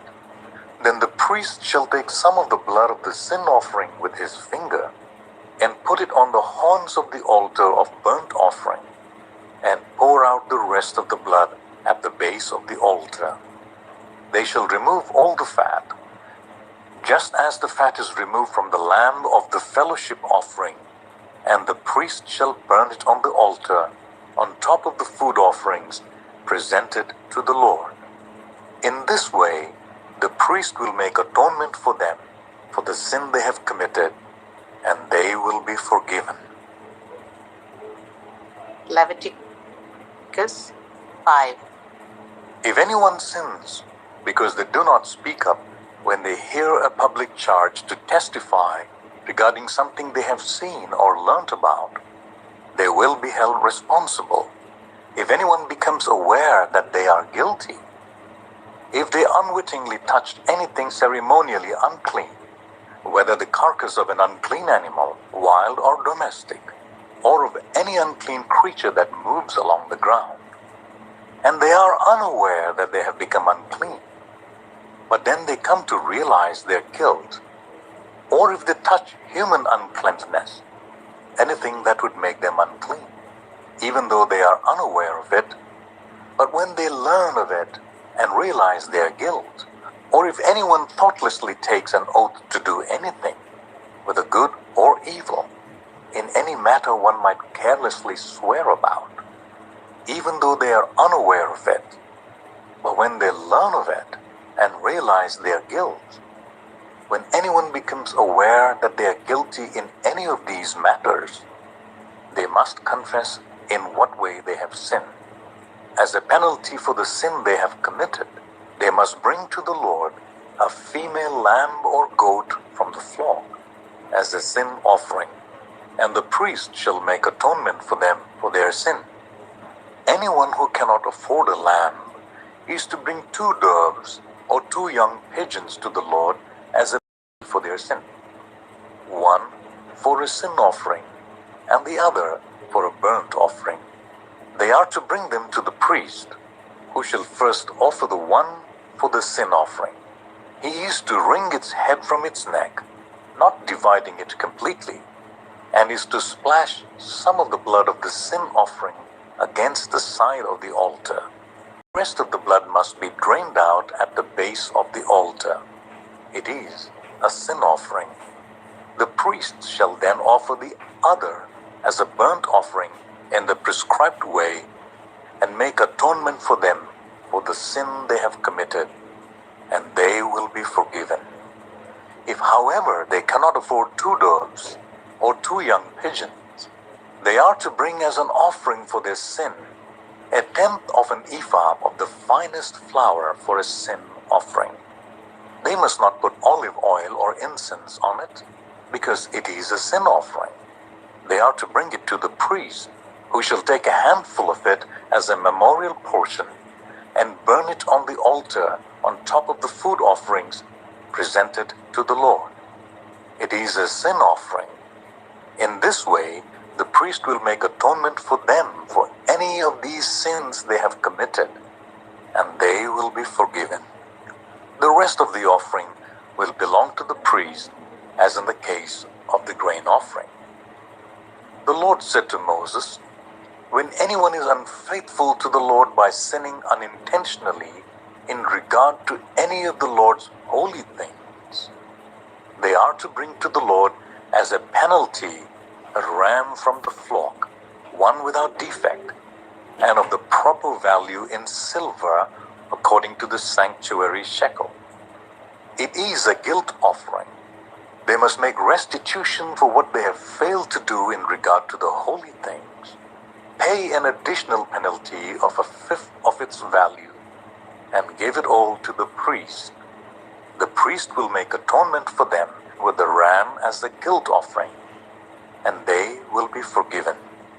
If anyone sins and does what is forbidden in any of the Lord's commands, even though they do not know it, they are guilty and will be held responsible.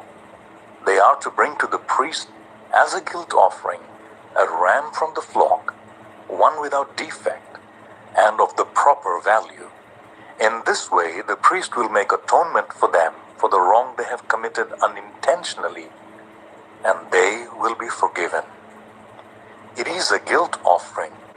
They have been guilty of wrongdoing against the Lord." Leviticus 6. The Lord said to Moses, "If anyone sins and is unfaithful to the Lord by deceiving a neighbor about something entrusted to them, or left in their care, or about something stolen, or if they cheat their neighbor, or if they find lost property and lie about it, or if they swear falsely about any such sin that people may commit, when they sin in any of these ways and realize their guilt, they must return what they have stolen or taken by extortion, or what was entrusted to them, or the lost property they found, or whatever it was they swore falsely about. They must make restitution in full, add 1/5 of the value to it, and give it all to the owner on the day they present their guilt offering. And as a penalty, they must bring to the priest, that is to the Lord, their guilt offering, a ram from the flock, one without defect, and of the proper value. In this way, the priest will make atonement for them before the Lord, and they will be forgiven for any of the things they did that made them guilty." The Lord said to Moses, "Aaron and his sons this command. These are the regulations for the burnt offering. The burnt offering is to remain on the altar hearth throughout the night till morning, and the fire must be kept burning on the altar. The priest shall then put on his linen clothes with linen undergarments next to his body, and shall remove the ashes of the burnt offering that the fire has consumed on the altar, and place them beside the altar. Then he is to take off these clothes and put on others, and carry the ashes outside the camp to a place that is ceremonially clean. The fire on the altar must be kept burning. It must not go out. Every morning, the priest is to add firewood and arrange the burnt offering on the fire, and burn the fat of the fellowship offering on it. The fire must be kept burning on the altar continuously. It must not go out. These are the regulations for the grain offering. Aaron's sons are to bring it before the Lord in front of the altar. The priest is to take a handful of the finest flour and some olive oil, together with all the incense on the grain offering, and burn the memorial portion on the altar as an aroma pleasing to the Lord. Aaron and his son shall eat the rest of it, but it is to be eaten without yeast in the sanctuary area. They are to eat it in the courtyard of the tent of meeting. It must not be baked with yeast. I have given it as their share of the food offerings presented to me. Like the sin offering and the guilt offering, it is most holy. Any male descendant of Aaron may eat it for all generations to come. It is his perpetual share of the food offerings presented to the Lord. Whatever touches it will become holy.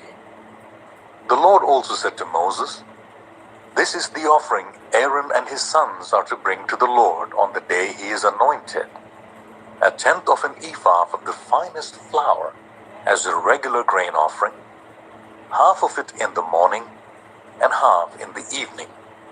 It must be prepared with oil on a griddle. Bring it well mixed and present the grain offering broken in pieces as an aroma pleasing to the Lord. The son who is to succeed him as anointed priest shall prepare it. It is the Lord's perpetual share and is to be burnt completely. Every grain offering of a priest shall be burnt completely. It must not be eaten."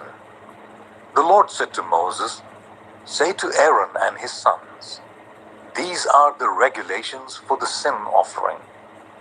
The sin offering is to be slaughtered before the Lord in the place where the burnt offering is slaughtered. It is most holy. The priest who offers it shall eat it. It is to be eaten in the sanctuary area, in the courtyard of the tent of meeting. Whatever touches any of the flesh will become holy. And if any of the blood is spattered on the garment, you must wash it in the sanctuary area. The clay pot that the meat is cooked in must be broken. But if it is cooked in a bronze pot, the pot is to be scoured and rinsed with water. Any male in priest's family may eat it. It is most holy. But any sin offering whose blood is brought to the tent of meeting to make atonement in the holy place must not be eaten. It must be burned." Leviticus 7. These are the regulations for the guilt offering, which is most holy. The guilt offering is to be slaughtered in the place where the burnt offering is slaughtered, and its blood is to be splashed against the sides of the altar. All its fat shall be offered, the fat tail and the fat that covers the internal organs, both kidneys with the fat on them near the loins, and the long lobe of the liver, which is to be removed with the kidneys. The priest shall burn them on the altar as a food offering presented to the Lord. It is a guilt offering. Any male in a priest's family may eat it, but it must be eaten in the sanctuary area. It is most holy. The same law applies to both the sin offering and the guilt offering. They belong to the priest who makes atonement with them. The priest who offers a burnt offering for anyone may keep its hide for himself. Every grain offering baked in an oven or cooked in a pan or on a griddle belongs to the priest who offers it. And every grain offering, whether mixed with olive oil or dry, belongs equally to all the sons of Aaron. These are the regulations for the fellowship offering anyone may present to the Lord.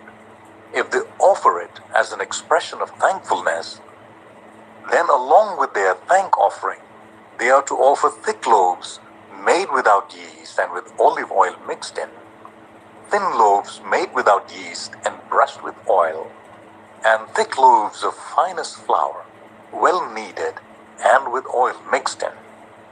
Along with their fellowship offering of thanksgiving, they are to present an offering with thick loaves of bread made with yeast. They are to bring one of each kind as an offering, a contribution to the Lord. It belongs to the priest who splashes the blood of the fellowship offering against the altar. The meat of their fellowship offering of thanksgiving must be eaten on the day it is offered. They must leave none of it till morning.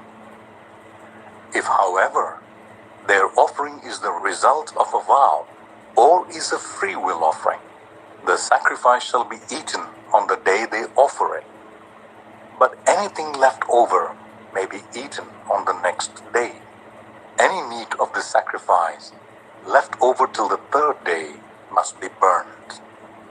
If any meat of the fellowship offering is eaten on the third day, the one who offered it will not be accepted. It will not be reckoned to their credit, for it has become impure. The person who eats any of it will be held responsible. Meat that touches anything ceremonially unclean must not be eaten. It must be burned. As for our meat, anyone ceremonially clean may eat it. But if anyone who is unclean eats any meat of the fellowship offering belonging to the Lord, they must be cut off from their people. Anyone who touches something unclean, whether human uncleanliness, or an unclean animal, or any unclean creature that moves along the ground, and then eats any of the meat of the fellowship offering belonging to the Lord, must be cut off from their people. The Lord said to Moses, "Say to the Israelites, do not eat any of the fat of cattle, sheep, or goats. The fat of an animal found dead or torn by wild animals may be used for any other purpose, but you must not eat it. Anyone who eats the fat of an animal from which a food offering may be presented to the Lord must be cut off from their people. And wherever you live, you must not eat the blood of any bird or animal. Anyone who eats blood must be cut off from their people." The Lord said to Moses, "Say to the Israelites, anyone who brings a fellowship offering to the Lord is to bring part of it as their sacrifice to the Lord. With their own hands they are to present the food offering to the Lord. They are to bring the fat together with the breast and wave the breast before the Lord as a wave offering. The priest shall burn the fat on the altar, but the breast belongs to Aaron and his sons. You are to give the right thigh of your fellowship offerings to the priest as a contribution. The son of Aaron, who offers the blood and the fat of the fellowship offering, shall have the right thigh as his share. From the fellowship offerings of the Israelites, I have taken the breast that is waved and the thigh that is presented, and have given them to Aaron the priest and his sons as their perpetual share from the Israelites. This is the portion of the food offerings presented to the Lord that were allotted to Aaron and his sons on the day they were presented to serve the Lord as priests. On the day they were anointed, the Lord commanded that the Israelites give this to them as their perpetual share for the generations to come. These then are the regulations for the burnt offering, the grain offering, the sin offering, the guilt offering, the ordination offering, and the fellowship offering, which the Lord gave Moses at Mount Sinai in the desert of Sinai, on the day he commanded the Israelites to bring their offerings to the Lord. Leviticus 8. The Lord said to Moses, "Bring Aaron and his sons, their garments, the anointing oil, the bull for their sin offering, the 2 rams, and the basket containing bread made without yeast, and gather the entire assembly at the entrance to the tent of meeting." Moses did as the Lord commanded him, and the assembly gathered at the entrance to the tent of meeting. Moses said to the assembly, "This is what the Lord has commanded to be done." Then Moses brought Aaron and his sons forward and washed them with water.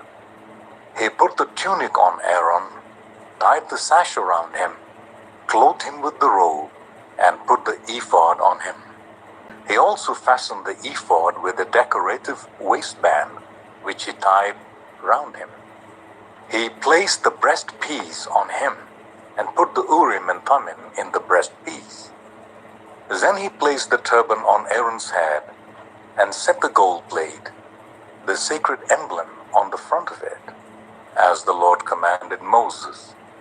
Then Moses took the anointing oil and anointed the tabernacle and everything in it, and so he consecrated them. He sprinkled some of the oil on the altar 7 times, anointing the altar and all its utensils and the basin with its stand to consecrate them. He poured some of the anointing oil on Aaron's head and anointed him to consecrate him. Then he brought Aaron's sons forward, put tunics on them, tied sashes round them, and fastened caps on them, as the Lord commanded Moses. He then presented the bull for the sin offering, and Aaron and his sons laid their hands on its head. Moses slaughtered the bull and took some of the blood with his finger. He put it on the horns of the altar to purify the altar. He poured out the rest of the blood at the base of the altar. So he consecrated it to make atonement for it. Moses also took all the fat around the internal organs, the long lobe of the liver, and both kidneys and their fat, and burnt it on the altar. But the bull with its hide and its flesh and its intestines he burnt outside the camp, as the Lord commanded Moses. He then presented the ram for the burnt offering, and Aaron and his sons laid their hands on its head. Then Moses slaughtered the ram and splashed the blood against the sides of the altar. He cut the ram into pieces and burnt the head and the pieces and the fat. He washed the internal organs and legs with water and burnt the whole ram on the altar. It was a burnt offering, a pleasing aroma, a food offering presented to the Lord, as the Lord commanded Moses. He then presented the other ram, the ram for the ordination, and Aaron and his sons laid their hands on its head. Moses slaughtered the ram and took some of its blood and put it on the lobe of Aaron's right ear, on the thumb of his right hand, and on the big toe of his right foot. Moses also brought Aaron's sons forward and put some of the blood on the lobes of their right ears, on the thumbs of their right hands, and on the big toes of their right feet. Then he splashed blood against the sides of the altar. After that, he took the fat tail, all the fat around the internal organs, the long lobe of the liver, both kidneys, and their fat, and the right thigh. And from the basket of bread made without yeast, which was before the Lord, he took one thick loaf with olive oil mixed in, and one thin loaf, and he put these on the fat portions and on the right thigh. He put all these in the hands of Aaron and his sons, and they waved them before the Lord as wave offering. Then Moses took them from their hands and burnt them on the altar, on top of the burnt offering, as an ordination offering, a pleasing aroma, an offering presented to the Lord. Moses also took the breast, which was his share of the ordination ram, and waved it before the Lord as a wave offering, as the Lord commanded Moses. Then Moses took some of the anointing oil and some of the blood from the altar, and sprinkled them on Aaron and his garments, and on his sons and their garments.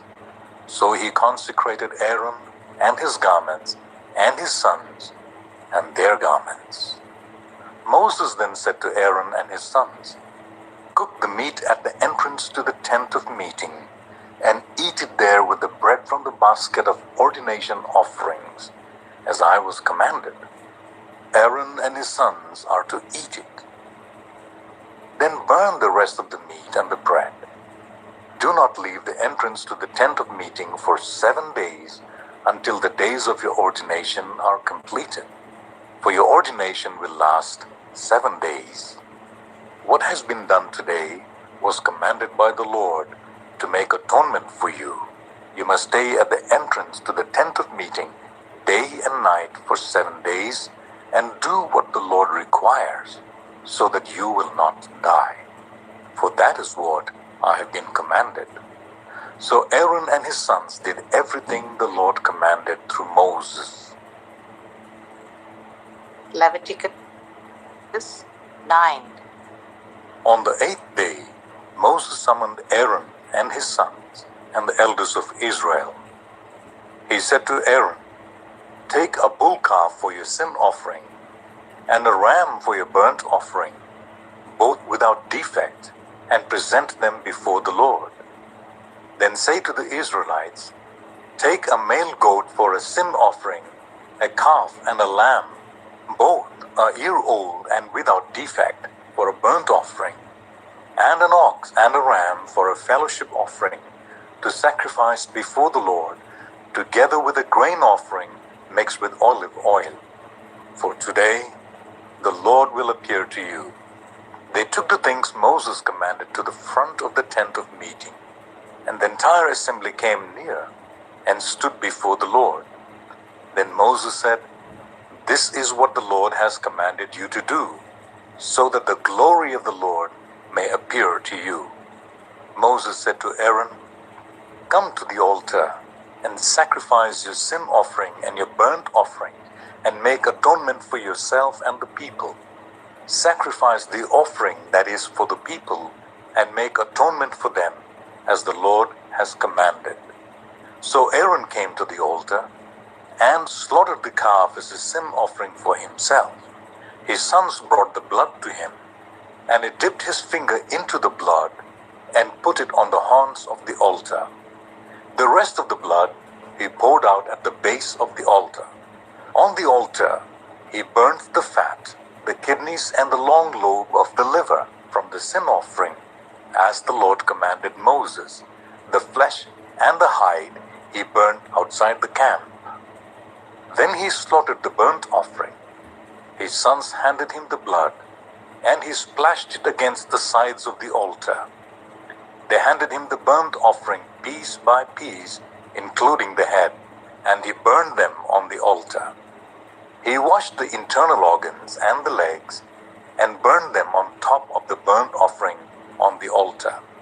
Aaron then brought the offering that was for the people.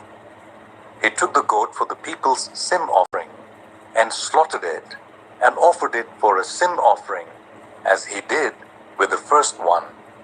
He brought the burnt offering and offered it in the prescribed way.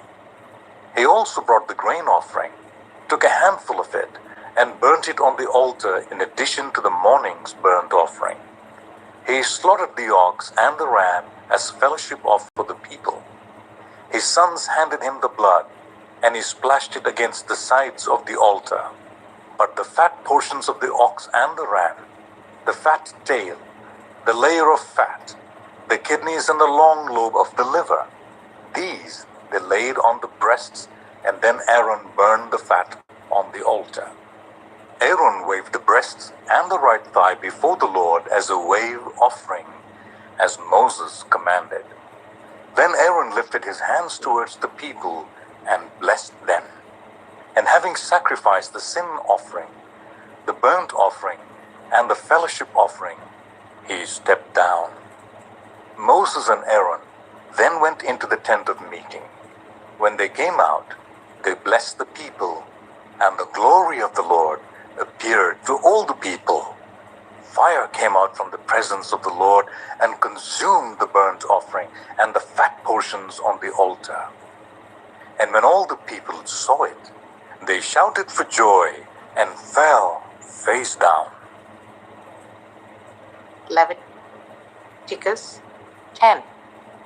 Aaron's sons Nadab and Abihu took their censers, put fire in them, and added incense. And they offered unauthorized fire before the Lord, contrary to his command. So fire came out from the presence of the Lord and consumed them, and they died before the Lord. Moses then said to Aaron, "This is what the Lord spoke of when he said, 'Among those who approached me, I will be proved holy. In the sight of all the people, I will be honored.'" Aaron remained silent. Moses summoned Mishael and Elzaphan, sons of Aaron's uncle Uzziel, and said to them, "Come here. Carry your cousins outside the camp, away from the front of the sanctuary." So they came and carried them, still in their tunics, outside the camp, as Moses ordered. Then Moses said to Aaron and his sons Eleazar and Ithamar, "Do not let your hair become unkempt, and do not tear your clothes, or you will die, and the Lord will be angry with the whole community. But your relatives, all the Israelites, may mourn for those the Lord has destroyed by fire. Do not leave the entrance to the tent of meeting, or you will die, because the Lord's anointing oil is on you." So they did as Moses said. Then the Lord said to Aaron, "You and your sons are not to drink wine or other fermented drink whenever you go into the tent of meeting, or you will die. This is a lasting ordinance for the generations to come, so that you can distinguish between the holy and the common, between the unclean and the clean, and so you can teach the Israelites all the decrees the Lord has given them through Moses." Moses said to Aaron and his remaining sons, Eleazar and Ithamar, "Take the grain offering left over from the food offerings prepared without yeast, and present it to the Lord, and eat it beside the altar, for it is most holy. Eat it in the sanctuary area, because it is your share and your son's share of the food offerings presented to the Lord, for so I have been commanded. But you and your sons and your daughters may eat the breast waved and the thigh that was presented. Eat them in a ceremonially clean place. They have been given to you and to your children as your share of the Israelites' fellowship offerings. The thigh that was presented and the breast that was waved must be brought with the fat portion of the food offerings, to be waved before the Lord as a wave offering. This will be the perpetual share for you and your children, as the Lord has commanded." When Moses inquired about the goat of the sin offering and found that it had been burnt, he was angry with Eleazar and Ithamar, Aaron's remaining sons, and asked, "Why didn't you eat the sin offering in the sanctuary area? It is most holy. It was given to you to take away the guilt of the community by making atonement for them before the Lord, since its blood was not taken into the holy place, the same as I commanded."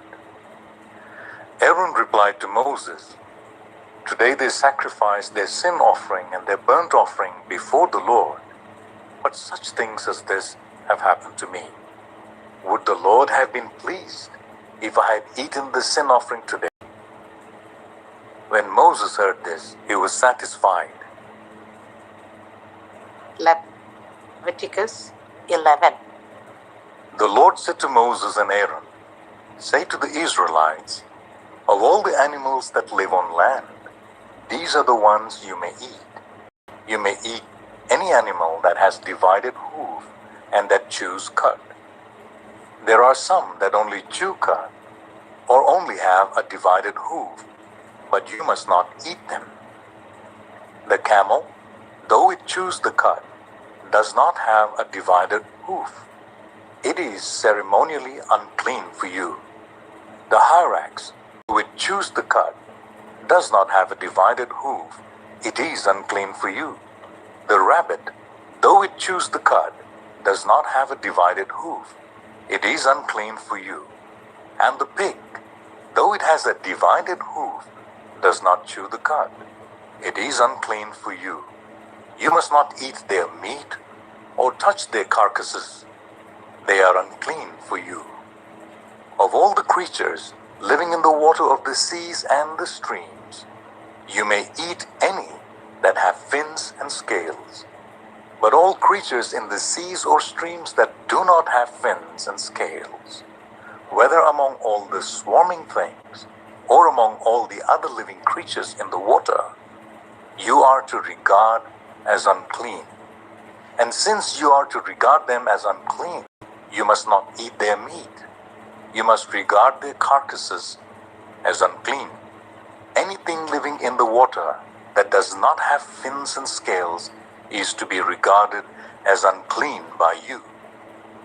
These are the birds you are to regard as unclean and not eat because they are unclean: the eagle, the vulture, the red kite, any kind of black kite, any kind of raven, the horned owl, the screech owl, the gull, any kind of hawk, the little owl, the cormorant, the great owl, the white owl, the desert owl, the osprey, the stork, any kind of heron, the hoopoe, and the bat. All flying insects that walk on all fours are to be regarded as unclean by you. There are, however, some flying insects that walk on all fours that you may eat, those that have jointed legs for hopping on the ground. Of these, you may eat any kind of locust, cricket, cicada, or grasshopper. But all other flying insects that have 4 legs, you are to regard as unclean. You'll make yourselves unclean by these. Whoever touches their carcasses will be unclean till evening. Whoever picks up one of their carcasses must wash their clothes, and they will be unclean till evening. Every animal that does not have a divided hoof, or that does not chew the cud, is unclean for you. Whoever touches the carcass of any of them will be unclean. Of all the animals that walk on all fours, those that walk on their paws are unclean for you. Whoever touches their carcasses will be unclean till evening. Anyone who picks up their carcasses must wash their clothes, and they will be unclean till evening. These animals are unclean for you. Of the animals that move along the ground, these are unclean for you: the weasel, the rat, any kind of great lizard, the gecko, the monitor lizard, the wall lizard, the skink, and the chameleon. Of all those that move along the ground, these are unclean for you. Whoever touches them when they are dead will be unclean till evening. When one of them dies and falls on something, that article, whatever its use, will be unclean, whether it's made of wood, cloth, hide, or sackcloth. Put it in water. It will be unclean till evening, and then it will be clean. If one of them falls in a clay pot, everything in it will be unclean, and you must break the pot. Any food you're allowed to eat that has come into contact with water from any such pot is unclean, and any liquid that is drunk from such a pot is unclean. Anything that one of the carcasses falls on becomes unclean. An oven or cooking pot must be broken up.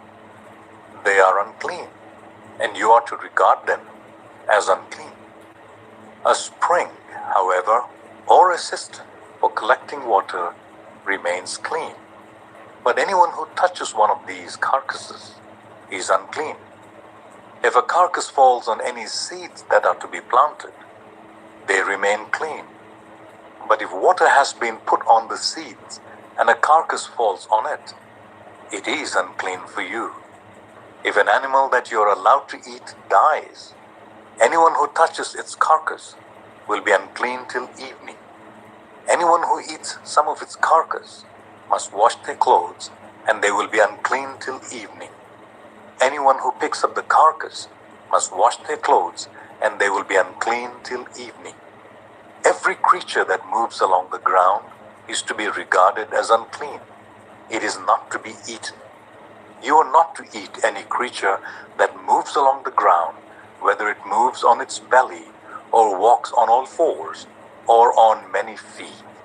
It is unclean. Do not defile yourselves by any of these creatures. Do not make yourselves unclean by means of them, or be made unclean by them. I am the Lord your God. Consecrate yourselves and be holy, because I am holy. Do not make yourselves unclean by any creature that moves along the ground. I am the Lord who brought you up out of Egypt to be your God. Therefore, be holy, because I am holy. These are the regulations concerning animals, birds, every living thing that moves about in the water, and every creature that moves along the ground. You must distinguish between the unclean and the clean, between living creatures that may be eaten and those that may not be eaten. Leviticus 12. The Lord said to Moses, "Say to the Israelites, a woman who becomes pregnant and gives birth to a son will be ceremonially unclean for 7 days, just as she is unclean during her monthly period. On the 8th day, the boy is to be circumcised. Then the woman must wait 33 days to be purified from her bleeding. She must not touch anything sacred or go to the sanctuary until the days of her purification are over. If she gives birth to a daughter, for 2 weeks the woman will be unclean, as during her period. Then she must wait 66 days to be purified from her bleeding. When the days of her purification for a son or daughter are over, she is to bring to the priest at the entrance to the tent of the meeting a year-old lamb for a burnt offering and a young pigeon or a dove for a sin offering. He shall offer them before the Lord to make atonement for her, and then she will be ceremonially clean from her flow of blood.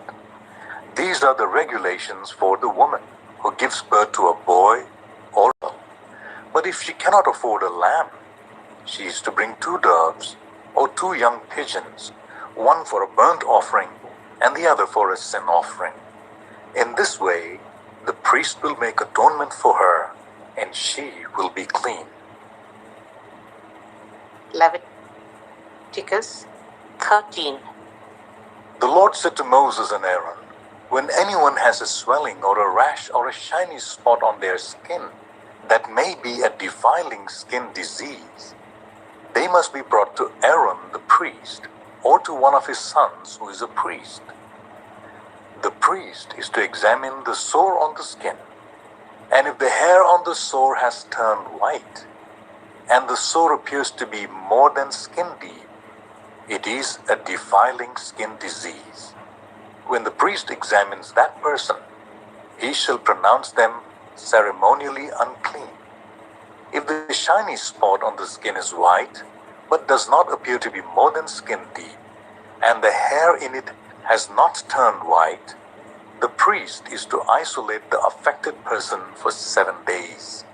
On the 7th day, the priest is to examine them, and if he sees that the sore is unchanged and has not spread in the skin, he is to isolate them for another 7 days.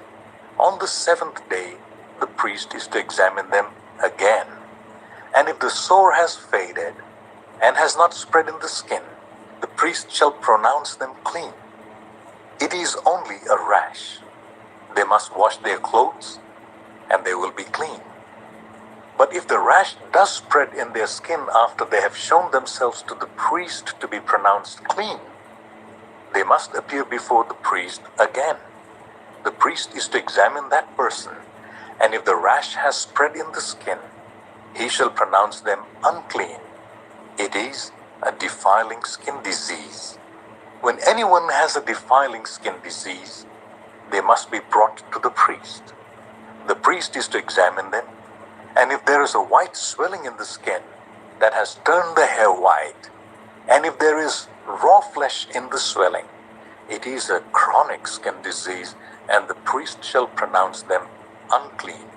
He is not to isolate them because they are already unclean. If the disease breaks out all over the skin, and so far as the priest can see, it covers all the skin of the affected person from head to foot, the priest is to examine them, and if the disease has covered their whole body, he shall pronounce them clean. Since it has all turned white, they are clean. But whenever raw flesh appears on them, they will be unclean. When the priest sees the raw flesh, he shall pronounce them unclean. The raw flesh is unclean. They have a defiling disease. If the raw flesh changes and turns white, they must go to the priest. The priest is to examine them, and if the sores have turned white, the priest shall pronounce the affected person clean. Then they will be clean. When someone has a boil on their skin, and it heals, and in the place where the boil was, a white swelling or reddish white spot appears, they must present themselves to the priest. The priest is to examine it, and if it appears to be more than skin deep, and the hair in it has turned white, the priest shall pronounce that person unclean. It is a defiling skin disease that has broken out where the boil was. But if when the priest examines it, there is no white hair in it, and if it is not more than skin deep and has faded, then the priest is to isolate them for 7 days. If it is spreading in the skin, the priest shall pronounce them unclean. It is a defiling disease. But if the spot is unchanged and has not spread, it is only a scar from the boil, and the priest shall pronounce them clean. When someone has a burn on their skin, and a reddish white or a white spot appears in the raw flesh of the burn, the priest is to examine the spot, and if the hair in it has turned white, and it appears to be more than skin deep, it is a defiling disease that has broken out in the burn. The priest shall pronounce them unclean. It is a defiling skin disease. But if the priest examines it, and there is no white hair in the spot, and if it is not more than skin deep and has faded, then the priest is to isolate them for 7 days. On the 7th day, the priest is to examine that person, and if it is spreading in the skin, the priest shall pronounce them unclean. It is a defiling skin disease. If, however, the spot is unchanged and has not spread in the skin, but has faded, it is a swelling from the burn, and the priest shall pronounce them clean. It is only a scar from the burn. If a man or woman has a sore on their head or chin, the priest is to examine the sore, and if it appears to be more than skin deep, and the hair in it is yellow and thin, the priest shall pronounce them unclean. It is a defiling skin disease on the head or chin. But if when the priest examines the sore, it does not seem to be more than skin deep, and there is no black hair in it, then the priest is to isolate the affected person for 7 days. On the 7th day, the priest is to examine the sore, and if it has not spread, and there is no yellow hair in it, and it does not appear to be more than skin deep, then the man or the woman must shave themselves, except for the affected area, and the priest is to keep them isolated another 7 days. On the 7th day, the priest is to examine the sore, and if it has not spread in the skin, and appears to be no more than skin deep, the priest shall pronounce them clean. They must wash their clothes, and they will be clean. But if the sore does spread in the skin after they are pronounced clean, the priest is to examine them, and if he finds that the sore has spread in the skin, he does not need to look for yellow hair. They are unclean. If, however, the sore is unchanged so far as the priest can see, and if black hair has grown in it, the affected person is healed. They are clean, and the priest shall pronounce them clean. When a man or woman has white spots on the skin, the priest is to examine them, and if the spots are dull white, it is a harmless rash that has broken out on the skin. They are clean. A man who has lost his hair and is bald is clean. If he has lost his hair from the front of his scalp and has a bald forehead, he is clean.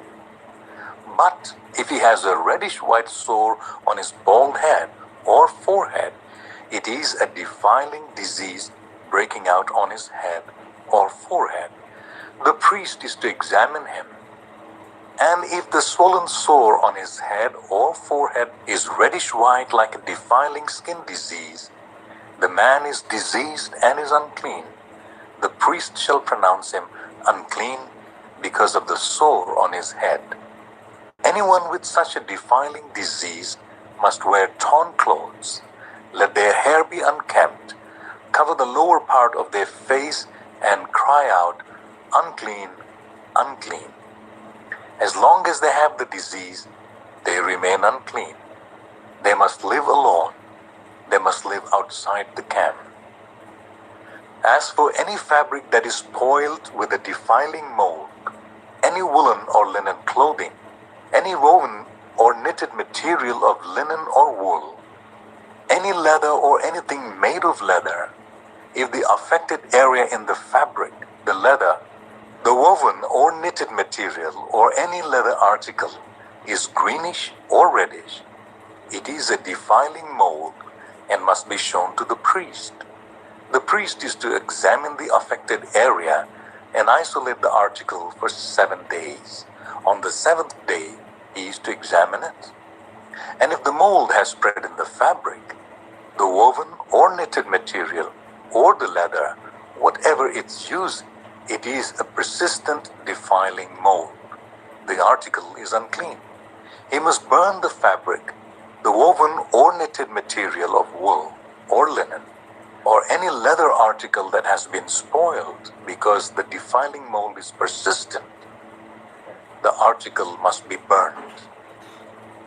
But if when the priest examines it, the mold has not spread in the fabric, the woven or knitted material, or the leather article, he shall order that the spoiled article be washed. Then he is to isolate it for another 7 days. After the article has been washed, the priest is to examine it again. And if the mold has not changed its appearance, even though it has not spread, it is unclean. Burn it, no matter which side of the fabric has been spoiled. If when the priest examines it, the mold has faded after the article has been washed, he is to tear the spoiled part out of the fabric, the leather, or the woven or knitted material. But if it reappeared in the fabric, in the woven or knitted material, or in the leather article, it is a spreading mold. Whatever has that mold must be burned. Any fabric, woven or knitted material, or any leather article that has been washed and is rid of the mold must be washed again. Then it will be clean. These are the regulations concerning defiling molds in woolen or linen clothing, woven or knitted material, or any leather article, for pronouncing them clean or unclean. Leviticus 14. The Lord said to Moses, "These are the regulations for any diseased person at the time of their ceremonial cleansing, when they are brought to the priest. The priest is to go outside the camp and examine them. If they have been healed of their defiling skin disease, the priest shall order that 2 live clean birds and some cedar wood, scarlet yarn, and hyssop be brought for the person to be cleansed. Then the priest shall order that one of the birds be killed over fresh water in a clay pot. He is then to take the live bird and dip it, together with the cedar wood, the scarlet yarn, and the hyssop, into the blood of the bird that was killed over the fresh water. 7 times he shall sprinkle the one to be cleansed of the defiling disease, and then pronounce them clean. After that, he is to release the live bird in the open fields. The person to be cleansed must wash their clothes, shave off all their hair, and bathe with water. Then they will be ceremonially clean. After this, they may come into the camp, but they must stay outside the tent for 7 days. On the 7th day, they must shave off all their